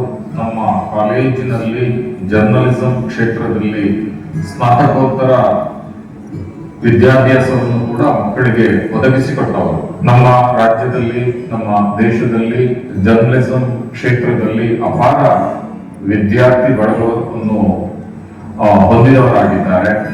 ಅವರು ಜನವರಿ 31ರಂದು ನಿವೃತ್ತಿಯಾಗಲಿದ್ದಾರೆ.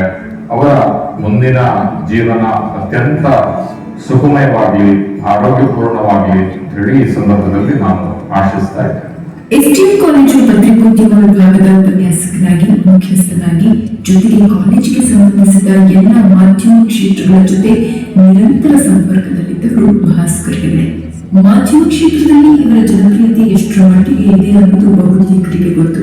ರಾಜಧಾನಿ ಬೆಂಗಳೂರಿರಲಿ ಅಥವಾ ಇನ್ಯಾವುದೋ ಊರಿನಲ್ಲಿರುವ ಮಾಧ್ಯಮ ಕಚೇರಿಗಳಿರಲಿ, ತಕ್ಷಣಕ್ಕೆ ಕೆಲಸಕ್ಕೆ ಪತ್ರಿಕೋದ್ಯಮ ವಿದ್ಯಾರ್ಥಿಗಳು ಬೇಕಿದ್ದಾರೆ ಅಂದ್ರೆ ಮೊದಲು ಕಾಲ್ ಮಾಡೋದು ಭಾಸ್ಕರ್ ಹೆಗ್ಡೆ ಅವರಿಗೆ.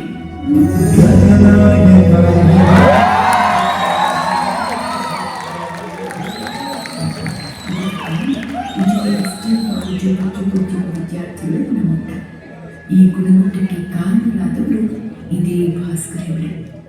ಭಾಸ್ಕರ್ ಹೆಗ್ಡೆ ಅವರ ಸಾಧನೆಯನ್ನ ಉನ್ನತ ಶಿಕ್ಷಣ ಸಚಿವ MC ಸುಧಾಕರ್ ಮುಕ್ತ ಕಂಠದಿಂದ ಶ್ಲಾಘಿಸಿದರು. SDM ಪದವಿ ಕಾಲೇಜು ಉಜಿರೆಯಲ್ಲಿ ಪತ್ರಿಕೋದ್ಯಮದ ವಿಭಾಗದಲ್ಲಿ 3 ದಶಕಗಳಿಗಿಂತ ಹೆಚ್ಚು ಕಾಲ ಸೇವೆ ಸಲ್ಲಿಸಿರ್ತಕ್ಕಂಥ ಪ್ರೊಫೆಸರ್ ಭಾಸ್ಕರ್ ಹೆಗ್ಡೆ ಅವರು ಅವರಿಗೆ ನಿವೃತ್ತಿಯ ಜೀವನ ಸುಖಕರವಾಗಲಿ ಅಂತ ಹೇಳಿ ನಾನು ಮೊದಲಿಗೆ ಅವರಿಗೆ ಕೋರ್ಕೊಳ್ತೇನೆ. ಇವತ್ತು ರಾಜ್ಯದಲ್ಲಿ ಇರ್ತಕ್ಕಂಥ ಬಹುತೇಕ ಪತ್ರಿಕೋದ್ಯಮದಲ್ಲಿ ದೃಶ್ಯ ಹಾಗೂ ವಿವಿಧ ಮಾಧ್ಯಮಗಳಲ್ಲಿ ಇರ್ತಕ್ಕಂಥ ಎಲ್ಲ ಪತ್ರಕರ್ತರನ್ನ ಬಹುಶಃ ಕೊಟ್ಟಿರ್ತಕ್ಕಂಥ ಹೆಗ್ಗಳಿಕೆ ಅವರಿಗೆ ಸಲ್ತದೆ. ಬಹಳ ದೊಡ್ಡ ಸಂಖ್ಯೆಯಲ್ಲಿ ಅವರ ವಿದ್ಯಾರ್ಥಿಗಳು ಇವತ್ತು ಈ ಒಂದು ಪತ್ರಿಕೋದ್ಯಮದಲ್ಲಿ ಉನ್ನತ ಒಂದು ಸ್ಥಾನಗಳನ್ನು ಅಲಂಕರಿಸಿರ್ತಕ್ಕಂಥದ್ದು ಬಹಳ ಹೆಮ್ಮೆಯ ವಿಚಾರ. ಇಂಥ ಒಂದು ದೊಡ್ಡ ಕೊಡುಗೆಯನ್ನು ಕೊಟ್ಟಿರ್ತಕ್ಕಂಥ ಭಾಸ್ಕರ್ ಹೆಗ್ಡೆ ಅವರು ನಿವೃತ್ತಿಯನ್ನು ಹೊಂದಲಿದ್ದಾರೆ ಅಂತಕ್ಕಂಥದ್ದು ಒಂದು ಕಡೆ ನೋವಿನ ವಿಚಾರ, ಮತ್ತೊಂದು ಕಡೆ ಸುದೀರ್ಘವಾಗಿ ಸೇವೆ ಸಲ್ಲಿಸಿ ವಿಶ್ರಾಂತಿಯನ್ನ ತಗೊಳ್ತಕ್ಕಂಥ ಒಂದು ಅವಕಾಶ ಅವರಿಗೆ ಲಭಿಸಿದೆ. ಅವರ ನಿವೃತ್ತಿಯ ಜೀವನ ದೇವರು ಆರೋಗ್ಯ ಮತ್ತು ಶಾಂತಿ ನೆಮ್ಮದಿಗಳನ್ನು ಕೊಟ್ಟು ಅವರು ಸುಖಕರವಾಗಿರಲಿ ಅಂತ ಹೇಳಿ ನಾನು ಕೋರ್ಕೊಳ್ತೇನೆ. ಇನ್ನು ಮುದ್ರಣ ಮತ್ತು ವಿದ್ಯುನ್ಮಾನ ಮಾಧ್ಯಮದ ಹಲವಾರು ಮಂದಿ ಸಂಪಾದಕರು, ಹಿರಿಯ ಪತ್ರಕರ್ತರು ಭಾಸ್ಕರ್ ಹೆಗ್ಡೆ ಅವರ ಬಗ್ಗೆ ಏನು ಹೇಳಿದ್ದಾರೆ ನೋಡಿ. ನನಗೆ ಭಾಸ್ಕರ್ ಹೆಗ್ಡೆ ಅವರು ಪರಿಚಯ ಆಗಿರುವುದು ಅವರ ಕೆಲಸದ ಮೂಲಕ. ಅವರ ಕೆಲಸ ಏನು ಅಂತಂದ್ರೆ ಅತ್ಯುತ್ತಮವಾದ ವಿದ್ಯಾರ್ಥಿಗಳನ್ನ, ಪತ್ರಿಕೋದ್ಯಮ ವಿದ್ಯಾರ್ಥಿಗಳನ್ನ ಸಿದ್ಧ ಮಾಡಿ ಪತ್ರಿಕಾಲಯಕ್ಕೆ ಕಳಿಸ್ತಾ ಇದ್ದಂತಹ ಕೆಲಸ. ಬಹಳ ಆಶ್ಚರ್ಯ, ಅದು ನಿಜ. ಸಮಥಿಂಗ್ ನಾನು ನ್ಯೂಸ್ ಎಡಿಟರ್ ಆಗಿರುವ ಆರಂಭದಲ್ಲಿ ಮೈಸೂರು ಯೂನಿವರ್ಸಿಟಿ ಮತ್ತು ಧಾರವಾಡ ಯೂನಿವರ್ಸಿಟಿಯ ವಿದ್ಯಾರ್ಥಿಗಳನ್ನ ಹೆಚ್ಚಾಗಿ ನಾವು ಪತ್ರಿಕೋದ್ಯಮದಲ್ಲಿ ಆಯ್ಕೆ ಮಾಡ್ಕೊಳ್ತಾ ಇದ್ವಿ, ಪತ್ರಿಕಾಲಯಕ್ಕೆ ಬೇಕು ಅಂತ. ಆ ಟೈಮಲ್ಲಿ ಒಂದು ಸಣ್ಣ ಊರಿನ ಒಂದು ಸಣ್ಣ ಕಾಲೇಜಿನ ವಿದ್ಯಾರ್ಥಿಗಳು ಇಂಡಸ್ಟ್ರಿಗೆ ಬೇಕಾದ ರೀತಿಯಲ್ಲಿ ಸಿದ್ಧವಾಗಿ ಬರ್ತಾ ಇದ್ರು ನೋಡಿ. ಅವ್ರಿಗೆ ಟ್ರಾನ್ಸ್ಲೇಷನ್ ಅಂದ್ರೆ ಟ್ರಾನ್ಸ್ಲೇಷನ್, ಕಾಪಿ ಬರೆಯೋದಾದ್ರೆ ಕಾಪಿ ಬರೆಯೋದು, ಅಥವಾ ಪತ್ರಿಕಾಲಯದಲ್ಲಿ ಅವ್ರನ್ನ ಸಿದ್ಧವಾಗಿ ಅವ್ರನ್ನ ಎಂಪ್ಲಾಯ್ ಆಗಿ ಮಾಡ್ಕೊಳ್ಳೋಷ್ಟು ಮಟ್ಟಿಗೆ ಸಿದ್ಧವಾಗಿ ಬರ್ತಾ ಇರುವಂತಹ ಈ ಬೆಳವಣಿಗೆ ನನಗೆ ಆಶ್ಚರ್ಯ ಆಯ್ತು. ಈ ಎಲ್ಲ ವಿದ್ಯಾರ್ಥಿಗಳ ಹಿಂದಿರುವ ವ್ಯಕ್ತಿ ಯಾರು ಅಂತ ಗೊತ್ತಾಗಿದ್ದೆ ಭಾಸ್ಕರ್ ಹೆಗ್ಡೆ. ನನಗೆ ಉಜಿರೆ ಕಾಲೇಜು ಅಂತ ಹೇಳಿದಾಗ ಜ್ಞಾಪಕ ಬರೋದು ತುಂಬಾ ಸುಖಮಯವಾಗಿರಲಿ, ಒಂದು ಲೆಗಸಿಯನ್ನು ಬಿಟ್ಟು ಹೋಗ್ತಾ ಇದ್ದಾರೆ. ಅದಕ್ಕೆ ಅವರಿಗೆ ತುಂಬ ಹೃದಯದ ಅಭಿನಂದನೆಗಳು. SDM ಕಾಲೇಜಿನಲ್ಲಿ 31 ವರ್ಷ ಕೆಲಸ ಮಾಡಿ ಈ ತಿಂಗಳ ಕೊನೆಯಲ್ಲಿ ನಿವೃತ್ತಿ ಆಗ್ತಿರುವ ಭಾಸ್ಕರ್ ಹೆಗ್ಡೆ ಒಂದು ಒಳ್ಳೆಯ ವ್ಯಕ್ತಿಯಾಗಿ ಗುರುತಿಸಿಕೊಂಡಿದ್ದಾರೆ. ಬಗ್ಗೆಯೂ ಅತ್ಯಂತ ಭಕ್ತಿಭಾವ ಹೊಂದಿದ್ದಾರೆ. ವರ್ಷ ಪೂರ್ತಿ ಅದೆಷ್ಟೇ ಕೆಲಸದ ಒತ್ತಡ ಇದ್ರೂ ಇದರ ಮಧ್ಯೆ ಊರಿಗೆ ಹೋಗಿ ಇಷ್ಟ ದೈವಗಳ ಮುಂದೆ ಪ್ರಾರ್ಥನೆ ಮಾಡಿ ಬರ್ತಾರೆ. ಯಾವುದೇ ಕೆಲಸ ಇದ್ರೂ ವರ್ಷಕ್ಕೊಂದ್ಸಲ ಉತ್ಸವ ಬಂದೇ ಬರ್ತಾರೆ. ಕ್ಷೇತ್ರವಾಣೇಶ್ವರ ದೇವಸ್ಥಾನದ ಉತ್ಸವಕ್ಕೆ ಬಂದೇ ಬರ್ತಾರೆ. ಮತ್ತು ಇಡೀ ವರ್ಷಕ್ಕೊಂದ್ಸಲ ಒಂದು ಪೂಜೆ ಮಾಡ್ಕೊಂಡು ಹೋಗ್ತಾರೆ. ಗಣಪ ಕಥೆ ಮಾಡೇ ಮಾಡ್ತಾರೆ. ಮಹಾಗಣಪತಿ ಮತ್ತು ಕ್ಷೇತ್ರದಲ್ಲಿ ಅತಿ ಹೆಚ್ಚು ನಮ್ಮ ದೇವರು. ಬಾಲ್ಯದ ಭಾಸ್ಕರ ಅಕ್ಕಪಕ್ಕದ ಮನೆಯವರೊಟ್ಟಿಗೆ ಆಗಲೂ ಈಗಲೂ ಹೊರಗಿನವನಾಗಿದ್ದದ್ದೇ ಇಲ್ಲ. ಅವರೆಲ್ಲರೊಂದಿಗೂ ಬೆರೆಯುವ ನಮ್ಮ ಭಾಸ್ಕರ್ ಹೆಗ್ಡೆ ಅವರೆಲ್ಲರಿಗೂ ಅಣ್ಣ, ತಮ್ಮ, ಒಳ್ಳೆಯ ಗೆಳೆಯ ಎನ್ನುವುದನ್ನು ಹೇಳುವಾಗ ಅವರ ಮುಖದಲ್ಲಿ ಮೂಡುವ ನಗುವನ್ನು ನೀವು ನೋಡಲೇಬೇಕು. ಅವ್ರು ಬಂದಿರೋದು ಗೊತ್ತಾದ್ರೆ ನಾವು ಬಂದು ಆಗ್ತಾರೆ ಕೆಳಗೆ ಯಾವ ದೂರವರೆಗೂ ನಾನು ಇದ್ದಾಗ ಅಲ್ಲಿ ಆರೋಗ್ಯದಲ್ಲಿ ವ್ಯತ್ಯಾಸ ಆದರೆ ನಿಮಗೆ ಗೊತ್ತಾದ್ರೆ ನಾನು ಕೇಳ್ತೀನಿ ಫೋನ್ ಮಾಡಿ. ಭಾಸ್ಕರ್ ಹೆಗ್ಡೆ ವಿದ್ಯಾರ್ಥಿಗಳ ಪಾಲಿಗೆ ಉತ್ತಮ ಉಪನ್ಯಾಸಕ. ಇನ್ನೊಂದೆಡೆ ಕುಟುಂಬದಲ್ಲಿ ಒಳ್ಳೆಯ ಅಣ್ಣ, ಒಳ್ಳೆಯ ಭಾವ. ಅಣ್ಣನನ್ನ ಕಂಡ್ರೆ ತಮ್ಮ ಶಂಭು ಹೆಗ್ಡೆಗೆ ಅತೀವ ಪ್ರೀತಿ. ಆದ್ರೆ ಅವರ ಮಾತು ನೋಡಿದ್ರೆ ಪ್ರೀತಿಗಿಂತ ಹೆಚ್ಚಿನ ಗೌರವ ಕಾಣಿಸುತ್ತೆ. ಎಲ್ಲರನ್ನೂ ನಗುಮುಖದಿಂದ ಬರಮಾಡಿಕೊಳ್ಳುವ ಗುಣ ಅಣ್ಣ ಅತ್ತಿಗೆಯದ್ದು ಎಂದು ನೆನಪುಗಳನ್ನ ಮೆಲುಕು ಹಾಕ್ತಾರೆ ಅವರ ಸಹೋದರ. ಯಾಕೆಂದ್ರೆ ನಾವು ಎಲ್ಲರಂಗಷ್ಟು ಮಾತು ಕಡಿಮೆ. ನಾವು ಅಣ್ಣ ನಾವು ಯಾಕೆಂದ್ರೆ ಹೇಳಿದ್ರು ಬೇಕಾದ್ರೆ ನನ್ನ ಏನಿದ್ರು ಒತ್ತಿಗೆ ಆಗಿತ್ತು. ಒತ್ತಿಗೆ ಇದ್ದಾರಲ್ಲ, ನಾನು ಅವ್ರ ಮುಖಾಂತರನೇ ಹೆಚ್ಚು ಟ್ರೀಟ್ ಮಾಡೋದಾಗಿತ್ತು. ಮಧ್ಯದಲ್ಲಿ ಮಾಡಿದ್ದು ಅವರದ್ದು ನಾವು ನೇರವಾಗಿ ನಾನು ಅಷ್ಟೊಂದು ಇದಿತ್ತು. ನನಗೆ ಅವರ ಭಯ ಅವರಿಗೆ ನಾನು ಬೇರೆ ಮಾತಿಲ್ಲ ನಮಗೆ ಹೇಳಲಿಕ್ಕೆ ಅವ್ರಿಗೆ. ಹಾಗಾಗಿ ನಾವು ಏನಿದ್ರು ಒತ್ತಿಗೆ ಹತ್ರನೇ ನಾನು ಹೇಳ್ಬಿಟ್ಟು ಹಾಕೋದಾಗಿತ್ತು. ಒತ್ತಿಗೆ ನನ್ನ ತಾಯಿ ಇದ್ದಾಗಿತ್ತು, ಅಷ್ಟು ಇದಾಗಿತ್ತು. ಭಾಸ್ಕರ್ ಹೆಗ್ಡೆ ಸರ್ ನಿವೃತ್ತಿಯಾಗುವುದು ನಮಗಷ್ಟೇ ಬೇಸರದ ಸಂಗತಿ ಎಂದು ನಾವು ಅಂದುಕೊಂಡಿದ್ರೆ ಅಕ್ಷರಶಃ ತಪ್ಪು. ಅವರು ವೃತ್ತಿ ಜೀವನದಿಂದ ನಿವೃತ್ತರಾಗ್ತಾ ಇರೋದು ಊರವರಿಗೂ ಬೇಸರ ತಂದಿದೆ. ತನ್ನೂರಿನ ಪ್ರತಿಭಾನ್ವಿತ ಕೂಸು ಧರ್ಮಸ್ಥಳ ಮಂಜುನಾಥೇಶ್ವರ ವಿದ್ಯಾಸಂಸ್ಥೆಯಲ್ಲಿ ಕಾರ್ಯನಿರ್ವಹಿಸ್ತಾ ಇರುವುದು ಹೆಮ್ಮೆ ಅಂತ ಹೇಳುವ ಆ ಹಿರಿಯ ಜೀವನದ ಮಾತುಗಳು ಭಾಸ್ಕರ್ ಹೆಗ್ಡೆ ಸರ್ ಜೀವನದ ಸಾರ್ಥಕತೆಗೆ ಹಿಡಿದ ಕನ್ನಡಿ ಎತ್ತಿದೆ. ಅವರಿಂದ ಎಷ್ಟು ಮಕ್ಕಳಿಗೆ ಉಪಕಾರ ಆಗಿದೆ ಅಂದರೆ, ಅವರು ಒಂದು ಫೋನ್ ಮಾಡಿದರೆ ಇಲ್ಲಿಯ ಮಕ್ಕಳು ಅಲ್ಲಿ ಕಾಲೇಜಿಗೆ ಹೋಗಿ ಅಡ್ಮಿಷನ್ ಆದರು. ಅವ್ರ ಮನೆಗೆ ಕರ್ಕೊಂಡು ಹೋಗಿ ತಮ್ಮ ಮನೆಯ ಮಕ್ಕಳು ಅಂತ ಬಡಿಸಿ ಅವರಿಗೆ ಒಂದು ಮಾರ್ಗದರ್ಶನ ನೀಡಿ ಅವರ ಜೀವನಕ್ಕೊಂದು ಭವಿಷ್ಯವನ್ನು ಹೇಳಿದಂಥ ಒಬ್ಬ ಅಪರೂಪದ ವ್ಯಕ್ತಿ ನಮ್ಮ ಭಾಸ್ಕರ್ ಹೆಗ್ಡೆ. ಜೀವನದಲ್ಲಿ ಪ್ರತಿಯೊಬ್ಬರ ಬಾಳಲ್ಲಿ ಏಳುಬೀಳುಗಳು ಸಹಜ. ಇದರಲ್ಲಿ ಭಾಸ್ಕರ್ ಹೆಗ್ಡೆ ಅವರು ಹೊರತಾಗಿಲ್ಲ. ಎಲ್ಲರ ಪಾಲಿನ ಪ್ರೀತಿಯ ಭಾಸ್ಕರ್ ಹೆಗ್ಡೆ ಅವರಿಗೆ ಸದಾ ಬೆನ್ನೆಲುಬಾಗಿ ನಿಂತಿದ್ದು ಪ್ರೀತಿಯ ಮಡದಿ ಸುವರ್ಣ ಹೆಗ್ಡೆ. ಆದರೆ 2 ವರ್ಷಗಳ ಹಿಂದೆ ಅವರ ಅಕಾಲಿಕ ಮರಣ ಭಾಸ್ಕರ್ ಹೆಗ್ಡೆ ಅವರನ್ನ ಕುಗ್ಗಿಸಿ ಬಿಟ್ಟಿತ್ತು. ಅದರಿಂದ ಆಚೆಗೆ ಬರಲು ತುಂಬಾನೇ ಹರಸಾಹಸ ಪಟ್ಟಿದ್ರು. ಆದರೆ ಕಹಿ ಘಟನೆಗಳನ್ನೆಲ್ಲ ಮರೆತು ಭಾಸ್ಕರ್ ಹೆಗ್ಡೆ ಅವರು ತನಗೇನೂ ಆಗೇ ಇಲ್ಲ ಅನ್ನೋ ಹಾಗೆ ಮುಂದೆ ಸಾಗ್ತಾ ಇದ್ದಾರೆ. ಮಾತ್ರವಲ್ಲ, ತನ್ನ ಜೊತೆಗೆ ಇರೋವರನ್ನು ಮುಂದೆ ಕರೆದೊಯ್ಯುತ್ತಿದ್ದಾರೆ. ಭಾಸ್ಕರ್ ಹೆಗ್ಡೆ ಅವರಿಗೆ ಭಾಸ್ಕರ್ ಹೆಗ್ಡೆ ಅವರೇ ಸಾಟಿ.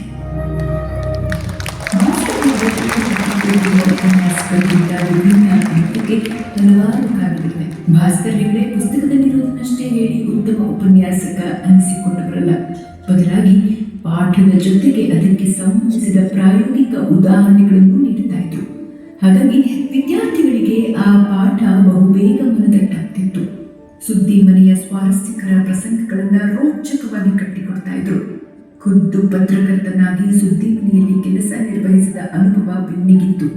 ಪಠ್ಯದ ಜೊತೆಗೆ ತನ್ನ ಎಲ್ಲ ಅನುಭವಗಳನ್ನು ವಿದ್ಯಾರ್ಥಿಗಳಿಗೆ ದಾರಿ ಎರೆಯುತ್ತಾ ಇದ್ರು. ಹಾಗಾಗಿಯೇ ಭಾಸ್ಕರ್ ಹೆಗಡೆ ಅವರ ವಿದ್ಯಾರ್ಥಿ ಪದವಿ ಮುಗಿಸಿ ಕಾಲೇಜಿನಿಂದಾಚೆಗೆ ಕಾಲಿಡುವಾಗ ಪತ್ರಕರ್ತನಾಗುವ ಎಲ್ಲ ಅರ್ಹತೆ ಹೊಂದಿರುತ್ತಿದ್ದ.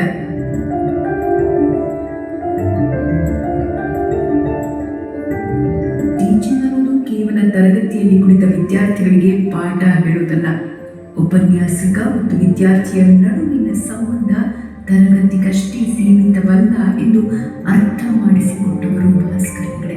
ಪಾಠ ಹೇಳಿಕೊಡೋದ್ರಿಂದಾಚೆಗೆ ಮತ್ತೊಂದು ಪ್ರಪಂಚ ಇದೆ ಅಂತ ತೋರಿಸಿಕೊಟ್ಟವರು ಭಾಸ್ಕರ್ ಹೆಗಡೆ. ತನ್ನ ಮಕ್ಕಳು ಅಂತ ಪ್ರತಿದಿನ ಸಮಯಕ್ಕೆ ಮುಂಚೆಯೇ ಕಾಲೇಜಿಗೆ ಬಂದು ಎಲ್ಲರನ್ನೂ ಮಾತನಾಡಿಸುತ್ತಿದ್ದ ಭಾಸ್ಕರ್ ಹೆಗಡೆ ಕ್ಲಾಸ್ಗೆ ಬಂದ ಮೇಲಂತೂ ಅವರು ಹೇಗೆ ಇರ್ತಾ ಇದ್ರು ಅನ್ನೋದು ಎಲ್ರಿಗೂ ಗೊತ್ತಿರೋ ವಿಚಾರ.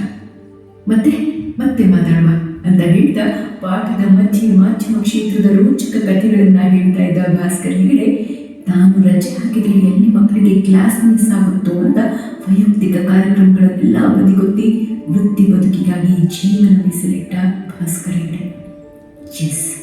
ಉಪನ್ಯಾಸಕ ಬದುಕಿನ 33 ವರ್ಷಗಳಲ್ಲಿ ಭಾಸ್ಕರ್ ಹೆಗಡೆ ಇದ್ದಿದ್ದೇ ಹೀಗೆ.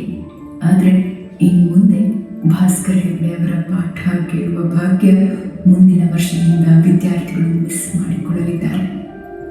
ಸಮಾಜಕ್ಕೆ ಹಲವಾರು ಪತ್ರಕರ್ತರನ್ನ ಪರಿಚಯಿಸಿದವರು ಭಾಸ್ಕರ್ ಹೆಗಡೆ. ಇನ್ನು ಮುಂದೆ ಭಾಸ್ಕರ್ ಹೆಗಡೆ ಅವರ ವಿದ್ಯಾರ್ಥಿ ಅಂತ ಹೇಳಿಕೊಳ್ಳುವ ಅವಕಾಶ ಇರುತ್ತಿಲ್ಲ.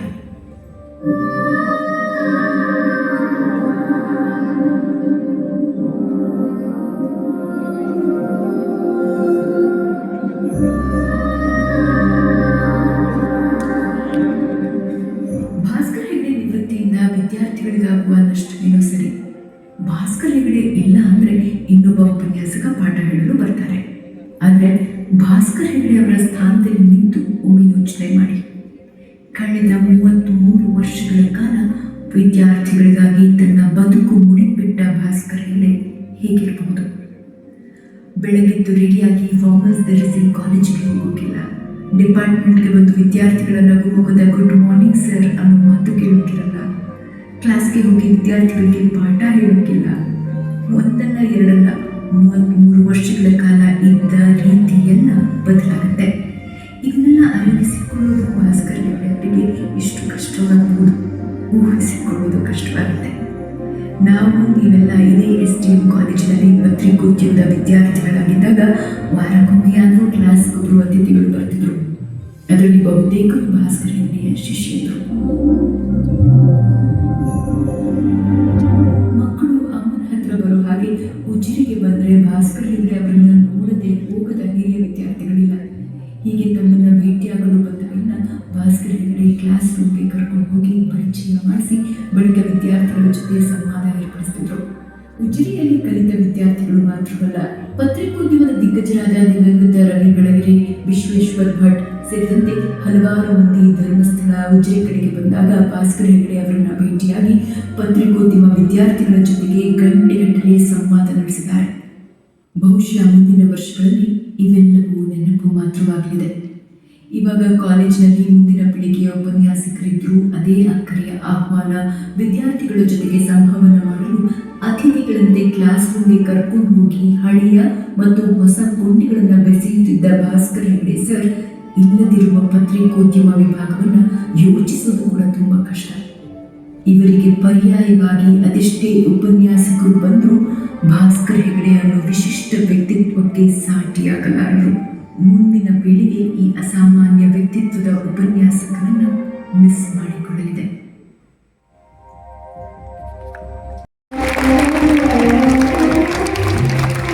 ಭಾಸ್ಕರ ಪರ್ವದೊಂದಿಗೆ ಅವರು ಈ ಕಾಲೇಜಿನಿಂದ ನಿವೃತ್ತರಾಗ್ತಾ ಇದ್ದಾರೆ. ಆದರೆ ಅವರು ಯಾವತ್ತೂ ನಿವೃತ್ತರಾಗೋದಿಲ್ಲ.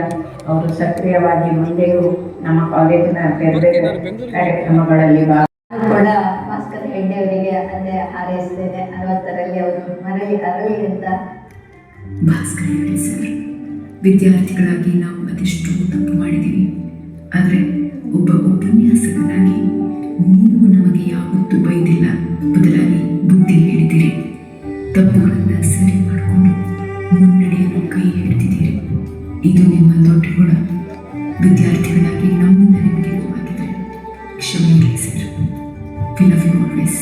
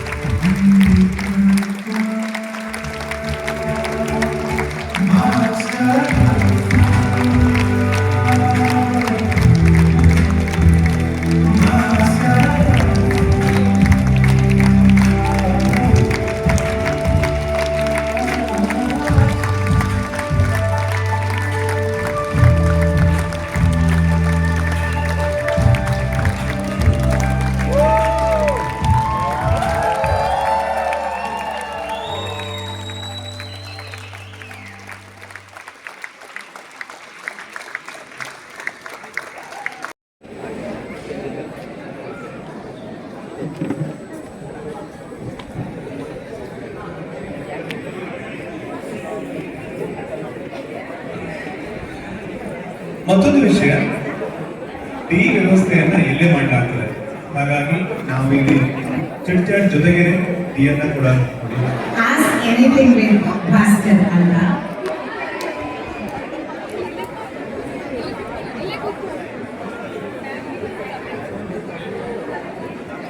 ಸರ್,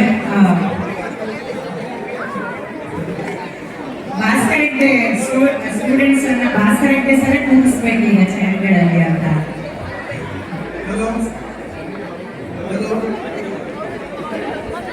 ಭಾಸ್ಕರ್ ಹೆಗ್ಡೆ ಸರ್ ನಿಮ್ಮನ್ನೆಲ್ಲ ಕರೀತಿದ್ದಾರೆ, ದಯವಿಟ್ಟು. ಗುರಿ ಮುಖ್ಯವಾಗಿದ್ದರೆ ನಿಜವಾದ ಗುರಿ ಇದ್ರೆ ಮಾತ್ರ ಆ ಗುರಿಯನ್ನು ಸಾಧನೆ ಮಾಡಲಿಕ್ಕೆ ಸಾಧ್ಯ ಅಂತ ಹೇಳಿದ್ರು. ಇಲ್ಲಿ ಸೇರಿದವರೆಲ್ಲ ಭಾಸ್ಕರ್ ಹೆಗ್ಡೆ ಸರ್ ಅಂತ ಪ್ರತಿಭಟನೆ ಮಾಡ್ತಾರೆ. ಭಾಸ್ಕರ್ ಸರ್ ಅಂತ ಹೇಳಿದ್ರೆ ಒಂದು ಸಪೋರ್ಟ್. ಭಾಸ್ಕರ್ ಸರ್ ಅಂದ್ರೆ inspiration, motivation and support. Bhaskar sir ಅಂದ್ರೆ way of hope. Bhaskar sir ಅಂತಂದ್ರೆ ವಿದ್ಯಾರ್ಥಿಗೋಸ್ಕರ ಸಮಯವನ್ನು ಮೀಸಲಿಟ್ಟ ಒಬ್ಬ ದೊಡ್ಡ ಗುರು. ಭಾಸ್ಕರ್ ಸರ್ ಅಂದ್ರೆ ಒಳ್ಳೆ ಗುರುಗಳು, ಒಳ್ಳೆ ಸ್ನೇಹಿತರು. ಭಾಸ್ಕರ್ ಸರ್ ಅಂದ್ರೆ ಪ್ರೀತಿ. ಭಾಸ್ಕರ್ ಸರ್ ಅಂತ ಹೇಳಿದ್ರೆ ಪ್ರೀತಿ, ಆಮೇಲೆ ಪ್ರೋತ್ಸಾಹ ಅಂತ ಹೇಳ್ಬೋದು. ಭಾಸ್ಕರ್ ಸರ್ ಅಂದ್ರೆ ಪತ್ರಿಕೋದ್ಯಮದ ಭಾಸ್ಕರ ಅಂತಾನೆ ನಾನು ತಿಳ್ಕೊಂಡಿದ್ದೀನಿ. ಭಾಸ್ಕರ್ ಸರ್ ಅಂತ ನನಗೆ ಒಂದು ಮದರ್ ಟೀಚರ್, ಮತ್ತೊಂದು ಪೇಷನ್ಸ್. ಭಾಸ್ಕರ್ ಸರ್ ಅಂದ್ರೆ ಒಂದು ಮ್ಯಾಜಿಕ್. ಅವರು ಎಂತ ವಿದ್ಯಾರ್ಥಿಗಳನ್ನು ಬೇಕಾದ್ರೂ ಹೇಗೆ ಬೇಕಾದ್ರೆ ಮಾಡ್ತಾರೆ. ಭಾಸ್ಕರ್ ಸರ್ ಅಂದ್ರೆ ಉಜಿರೆ ಪತ್ರಿಕೋದ್ಯಮ ವಿಭಾಗದ ಇದ್ದಾರೆ. ಭಾಸ್ಕರ್ ಸರ್ ಅಂದ್ರೆ ಭಾಸ್ಕರ್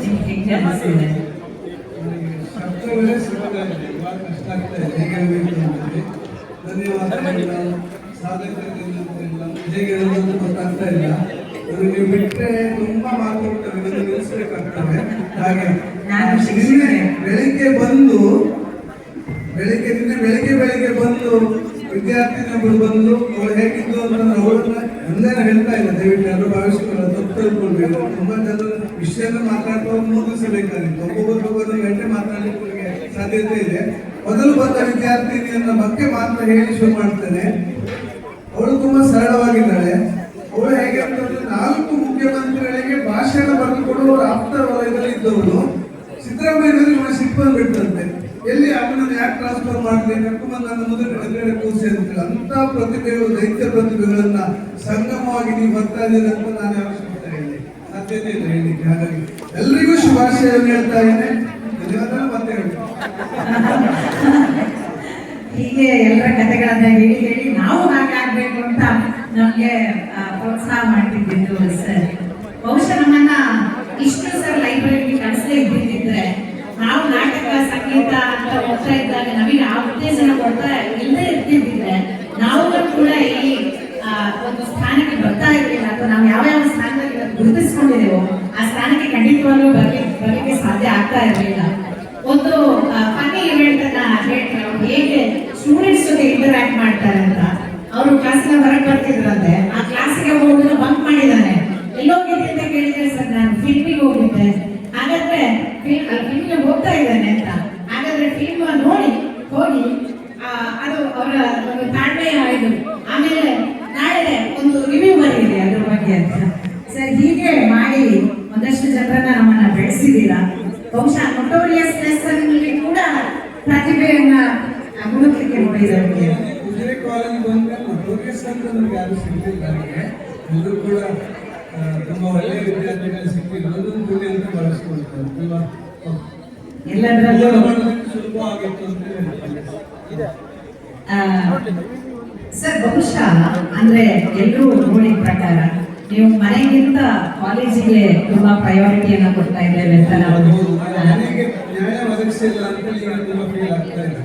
ಹೌದು, ನಾನು ಕಾಲೇಜಿನಲ್ಲಿ ಕಂಫರ್ಟ್ ಆದ್ರೆ ಕಾಲೇಜಿನಲ್ಲೇ ನಮಗೆ ಒಂದು ಮನೆಯ ವಾತಾವರಣವನ್ನು ನೀವು ಮನೆಯೊಳಗೆ ಕೊನೆಗೆ ಬೆಡ್ಡನ್ನು ಹಾಕೊಂಡ್ಬಿಡಿ ಅಂತ ಹೇಳ್ತಾ ಇದ್ದಾರೆ.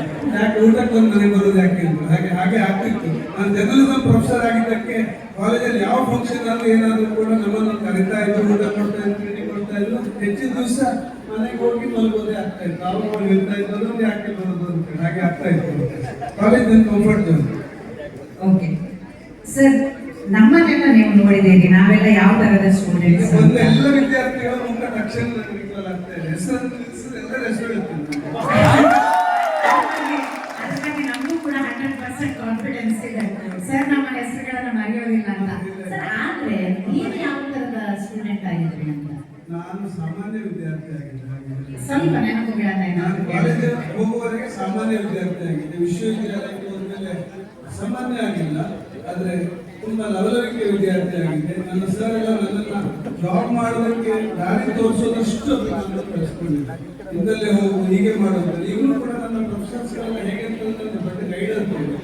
ಹಾಗಷ್ಟು ನನ್ನ ಮೇಲೆ ನಂಬಿಕೆ ಇಟ್ಟಿದ್ದು, ವಿಶ್ವಾಸ ಇಟ್ಟಿದ್ದು. ನನ್ನ ಪ್ರಾಬ್ಲಮೆಟಿಕ್ ಸ್ಟೂಡೆಂಟ್ ಆಗಿದ್ದು ತುಂಬ ಶ್ರದ್ಧೆ ಇಟ್ಕೊಂಡು ಏನು ಓದಿದೆ ಅಂತಲ್ಲ, ತುಂಬ ಪರವಾಗಿಲ್ಲ ಅನ್ನೋ ವಿದ್ಯಾರ್ಥಿ ಆಗಿದೆ.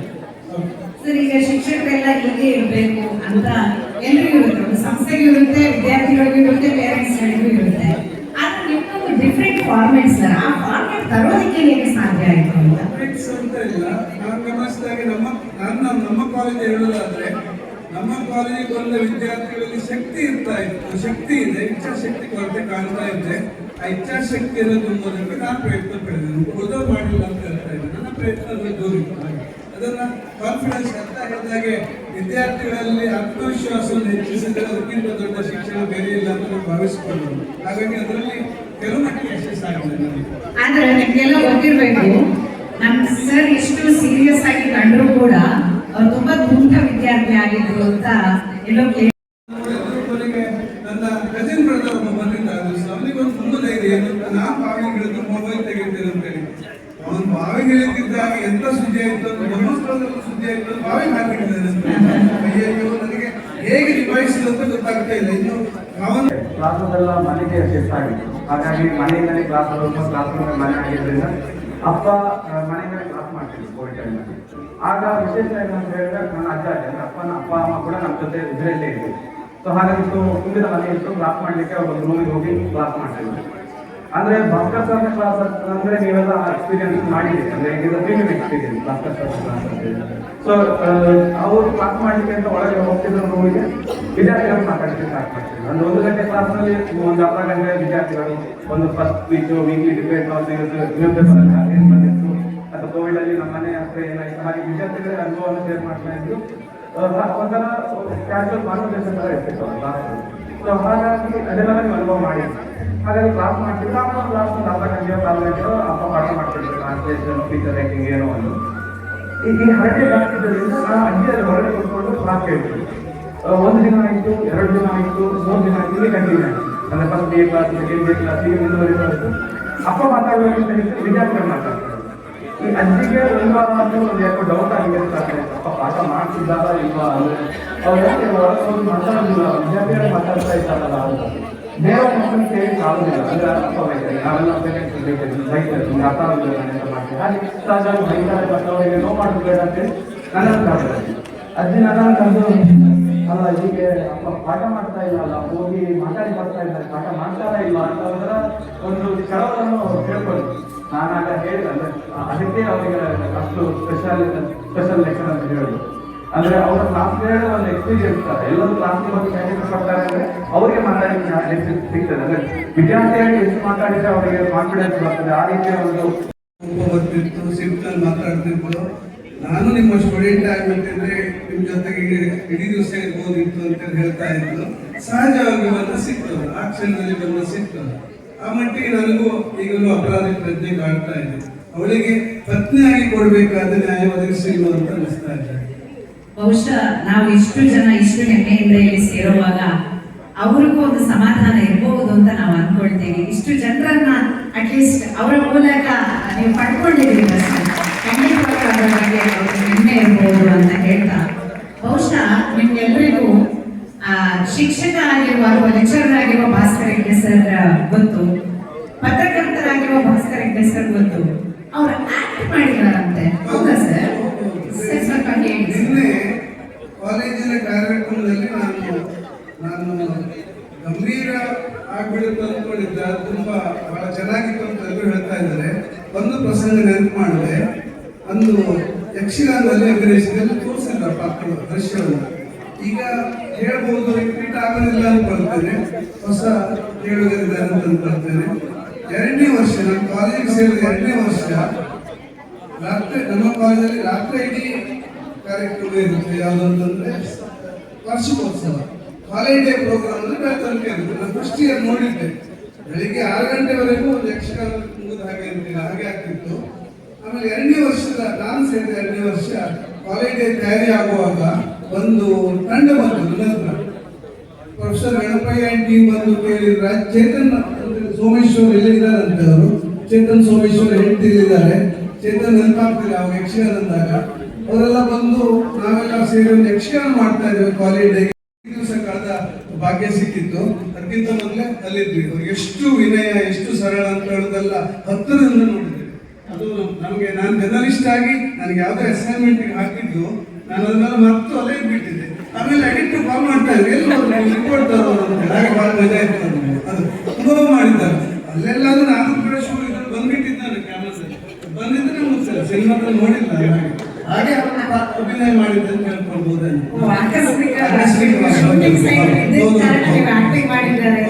ನನ್ನ ಫೇವರೇಟ್ ಹೀರೋ ರಾಜ್ಕುಮಾರ್ ಅನ್ನೋದು ಅಷ್ಟು ಖುಷಿಯಿಂದ ರಾಜ್ಕುಮಾರ್ ಸರ್ ಒಂದು 4-5 ಹಾಡುಗಳು ಕೂಡ ನಿಮಗೆ ರಾಜ್ಕುಮಾರ್ ಹಾಡೋದು ಮನೆಯಲ್ಲಿ. ಯಾವಾಗಲೂ ನನ್ನ ಮಗ ಎಲ್ಲ ನನ್ನ ಜೊತೆ ಡ್ರೈವಿಂಗಿಗೆ ಕಾರಲ್ಲೆಲ್ಲ ಹೊರಟ್ರೆ ರಾಷ್ಟ್ರಗೀತೆ ಬರ್ತದೆ ಅಂತ. ಅಂದ್ರೆ ಒಂದು ಪೆನ್ ಡ್ರೈವ್ ಇದೆ, ಅದು ಒಂದಿಷ್ಟು ಹಾಡಿದೆ. ಅಂದ್ರೆ ಯಾವ ಹಾಡು ಅಂತಂದ್ರೆ ಎಲ್ಲ ಹಳೆ ಹಾಡುಗಳು, ರಾಜ್ಕುಮಾರ್ ಹಾಡಿದೆ. ಅದೇ ಈಗ ಹೇಳಿದ್ದಾರೆ, ಹುಟ್ಟಿದರೆ ಕನ್ನಡ ಅಲ್ಲಿಂದ ಆಯ್ತು.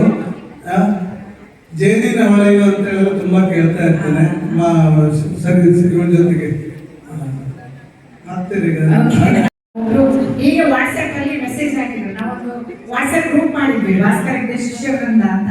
ಅದ್ರಲ್ಲಿ ಒಂದು ಸೆಂಟೆನ್ಸ್ ಬಂದಿದ್ದಷ್ಟೇ, ಭಾಸ್ಕರ್ ಹೆಗ್ಡೆ ಸರ್ ಡೈಲಾಗ್ಗಳನ್ನ ಯಾರಾದ್ರೂ ನೆನಪು ಮಾಡ್ಕೊಳ್ಬಹುದಾದ್ರೆ ನಾವು ವಾಪಸ್ ವಾಟ್ಸ್ಆಪ್ ನೋಡುವಾಗ 120ರಿಂದ 150 ಮೆಸೇಜ್ಗಳಿತ್ತು. ಅಂದ್ರೆ ಅಷ್ಟು ಡೈಲಾಗ್ಸ್ ಇತ್ತು ಅಂತ. ದಯವಿಟ್ಟು ಡೈಲಾಗ್ಸ್ ಅನ್ನ ಸ್ವಲ್ಪ ನನಗೂ ತುಂಬಾ ಕುತೂಹಲ ಇದೆ.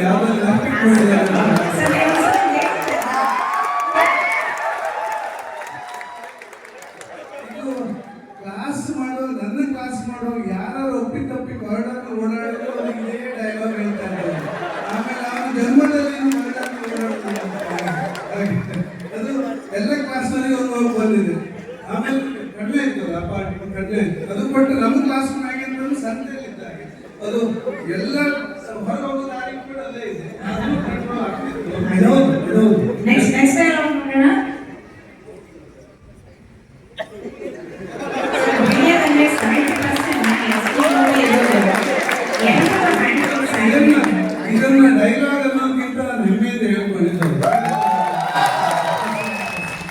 ಒಂದು ಕಾಲಕ್ಕೆ ವಿಜಯವಾಣಿಯಲ್ಲಿ ಇದೇ ವರ್ಡ್ ಅಲ್ಲ 70% ಜರ್ನಲಿಸಮ್ ಇದರಲ್ಲಿದ್ದವರು ನಮ್ಮ ವಿದ್ಯಾರ್ಥಿಗಳು, ಅದರಲ್ಲಿ 8 ಬ್ಯೂರೋದ ಚೀಫ್ ಆಗಿದ್ದವರು ನಮ್ಮ ವಿದ್ಯಾರ್ಥಿಗಳು.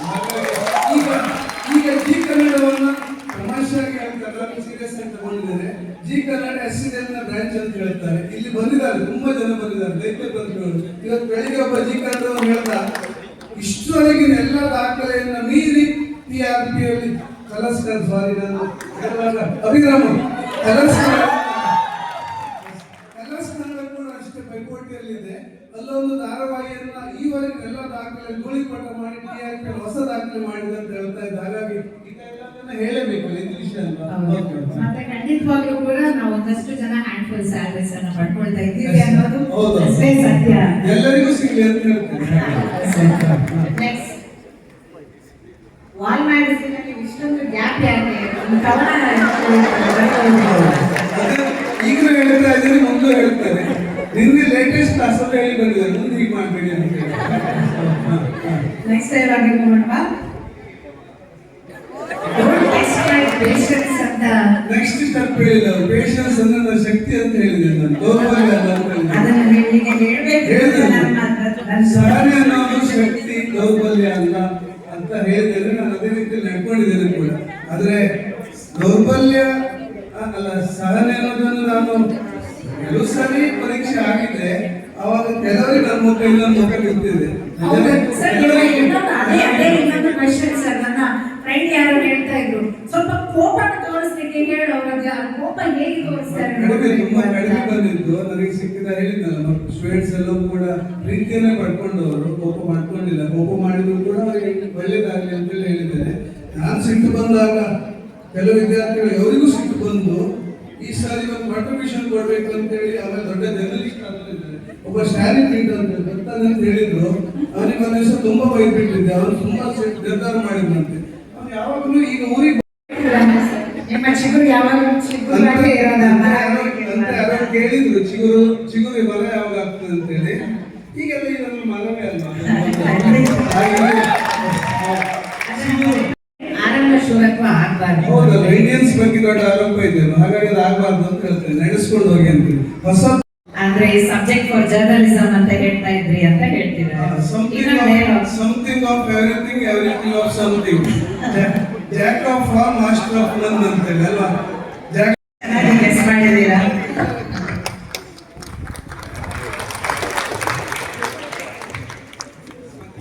ಎಲ್ಲರಿಗೂ ಕೊಡುವ ಮೇಲೆ ಸರ್, ನಿಮ್ಮ ಡೈಲಾಗ್ ಕೇಳಿ ನಾವೆಲ್ಲ ಅಂತ ಕೇಳಿ ಬಹಳ ಖುಷಿ ಆಯ್ತು.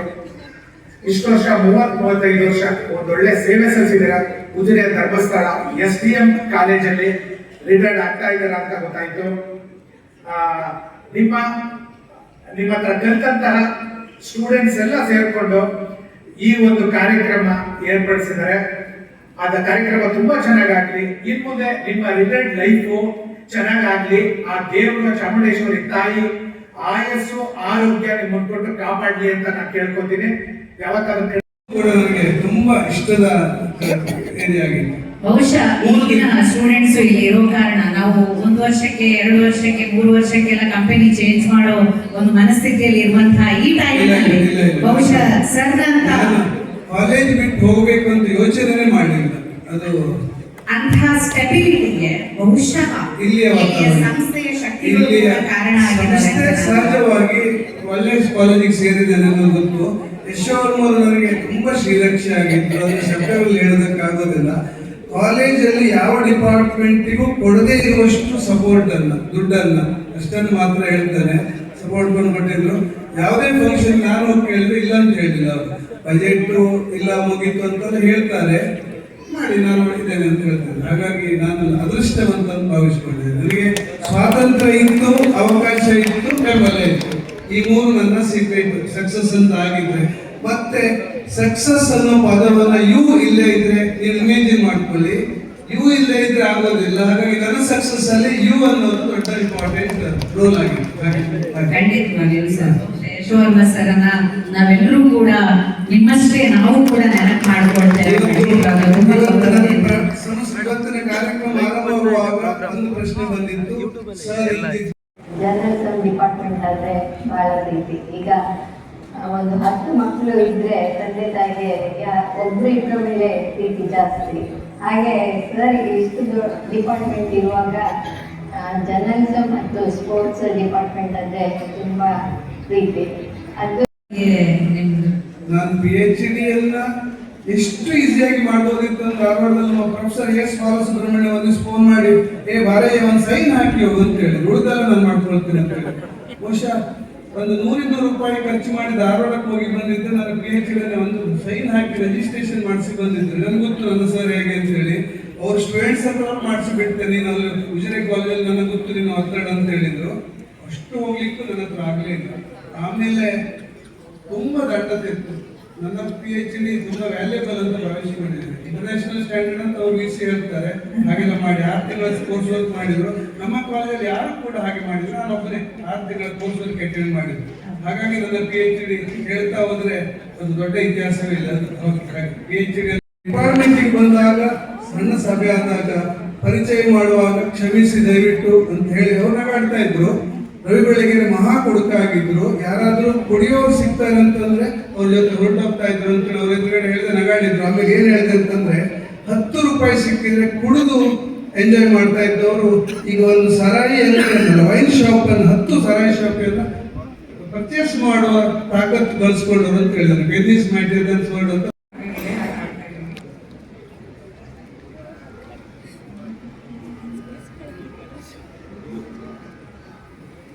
ಇನ್ನಷ್ಟು ಬೇಕೆನ್ನ ಹೃದಯಕ್ಕೆ ರಾಮ, ನಿನ್ನಷ್ಟು ನೆಮ್ಮದಿಯು ಎಲ್ಲಿರುವುದು ರಾಮ. ಇನ್ನಷ್ಟು ಬೇಕೆನ್ನ ಹೃದಯಕ್ಕೆ ರಾಮ, ನಿನ್ನಷ್ಟು ನೆಮ್ಮದಿಯು ಎಲ್ಲಿರುವುದು ರಾಮ. ರಾಮ ರಾಮ ರಾಮ ರಾಮ ರಾಮ ರಾಮ ರಾಮ ರಾಮ. ನಿನ್ನಿಷ್ಟದಂತೆನ್ನಗಿಟ್ಟಿರುವೆ ರಾಮ, ನನ್ನಿಷ್ಟದಂತೆಲ್ಲ ಕೊಟ್ಟಿರುವೆ ರಾಮ.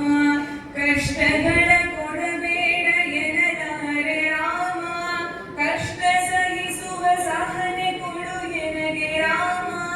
ಕಷ್ಟ ಸಹಿಸುವ ಸಹನೆ ಇನ್ನಷ್ಟು ರಾಮ, ಕಷ್ಟ ಸಹಿಸುವ ಸಹನೆ ನಿನ್ನಷ್ಟು ರಾಮ.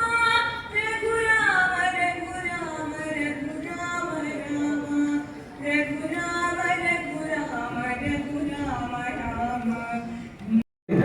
ಅಂದ್ರೆ ಅಮ್ಮನ ಸಪೋರ್ಟ್ ಇಲ್ಲದೆ ಅಥವಾ ಅಮ್ಮನ ಸಪೋರ್ಟ್ ಮತ್ತೆ ಅವ್ರದ್ದೊಂದು ಬ್ಯಾಕ್ ಬೋನ್ ತರ. ಮನೆಗೆ ಬಂದ್ರೆ ಅಮ್ಮನಿಗೆ ಕೆಲಸ, ಅಪ್ಪನಿಗೆ ಕೆಲಸ ಕೊಡ್ತಿರ್ಲಿಲ್ಲ. ಸೊ ಮನೆಗೆ ಬಂದ್ರೆ ಅಮ್ಮನೇ ಎಲ್ಲ ನೋಡ್ಕೊಳ್ತಿದ್ರು. ಮನೆಯ ಎಲ್ಲ ವಿಭಾಗದಲ್ಲೂ ಅಮ್ಮನದ್ದೇ ಲೀಡರ್ಶಿಪ್ ಇತ್ತು. ಸೊ ಹಾಗಾಗಿ ಅವ್ರಿಗೆ ಇಷ್ಟು ಅಚೀವ್ ಮಾಡ್ಲಿಕ್ಕೆ ಆಯ್ತು ಕಾಲೇಜಲ್ಲಿ. ಅಂದ್ರೆ ಮನೆಯ ಚಿಂತೆ ಇರಲಿಲ್ಲ. ಸೊ ಹಾಗಾಗಿ ಹ್ಯಾಂಡ್ ಟು ಹ್ಯಾಂಡ್ ಮನೆಯಲ್ಲಿ ಅಪ್ಪ ಎಷ್ಟು ಸಪೋರ್ಟ್ ಮಾಡಿದ್ದಾರೆ, ಕೆಲಸ ಮಾಡಿದ್ದಾರೆ ನನ್ನ ವಿಷಯದಲ್ಲಿ, ಅಮ್ಮ ಅದಕ್ಕಿಂತ ಜಾಸ್ತಿ ಮಾಡಿದ್ದಾರೆ. ಹಾಗಾಗಿ ಅವರಿಗೆ ಮನೆಯ ಬೇರೆ ಯಾವುದೇ ಬಗ್ಗೆ ಟೆನ್ಷನ್ ಇರಲಿಲ್ಲ. ಎಷ್ಟೋ ಸಲ ಹೇಳಿದ್ದಾರೆ ಅವರು, ಕಾಲೇಜೇ ಮನೆ ಅಂತ, ಮನೆಯ ಕಾಲೇಜ್. ಹಾಗೆ ಅಮ್ಮನ ಸಪೋರ್ಟ್ ಎಷ್ಟರ ಮಟ್ಟಿಗೆ ಇತ್ತು ಅಂದ್ರೆ ಯಾವ್ದಪ್ಪ ಅಮ್ಮ ಕೂಡ ಇಲ್ಲ ಅಂತ ಹೇಳ್ತಿರ್ಲಿಲ್ಲ. ಈಗ ಅಪ್ಪ ವಿದ್ಯಾರ್ಥಿಗಳ ಮೇಲೆ ವಿಶೇಷ ಪ್ರೀತಿ, ತುಂಬಾ ಜನ ಸಡನ್ ಆಗಿ ಮನೆಗೆ ಬಂದು ಅವ್ರಿಗೆಲ್ಲ ಊಟ ಬಡಿಸಿ ಕಳಿಸಿದ್ದಾರೆ. ಅಮ್ಮ ಅಷ್ಟೇ ಪ್ರೀತಿಯಿಂದ ನೋಡ್ಕೊಂಡಿದ್ದಾರೆ. ಸೊ ಹಾಗಾಗಿ ಒಂಥರ ಇವಾಗ ಫ್ಯಾಮಿಲಿ ಅಂತ ಹೇಳಿದ್ರೆ ತಪ್ಪಾಗ್ಲಿಕ್ಕಿಲ್ಲ. ಈ ಫ್ಯಾಮಿಲಿಗೆ ಅವರ ಪಾತ್ರ ತುಂಬಾ ದೊಡ್ಡದು. ಸೊ ಹಾಗಾಗಿ ಇವತ್ತು ಕೂಡ ಅವರದ್ದೇ ಶಕ್ತಿ, ಅವರೇ ಬ್ಲೆಸ್ ಮಾಡ್ತಾ ಇದ್ದಾರೆ ಅಂತ ನಾನು ಅನ್ಕೊಂಡಿದ್ದೇನೆ. ಸೊ ಅಷ್ಟು ಹೇಳಿಕೆ ಅಂದ್ರೆ ಅಮ್ಮನ ಸ್ಪೆಷಲ್ ಪಾತ್ರ, ಇಷ್ಟು ಹೇಳಿಕೆ ಇಷ್ಟ ಅನ್ಸ್ಕೊಂಡು. ಅದೇ ಅಮ್ಮ ಎಷ್ಟು ಸಪೋರ್ಟ್ ಮಾಡಿದ್ದಾರೆ ಅನ್ನೋದಕ್ಕೆ ಅದಕ್ಕೆ ಅಂದ್ರೆ ಜಸ್ಟಿಫೈ ಮಾಡ್ಲಿಕ್ಕೆ ಆಗ್ಲಿಕ್ಕಿಲ್ಲ. ಯಾಕಂದ್ರೆ ಅವರದ್ದು ತೆರೆ ಹಿಂದಿನ ಕೆಲಸ.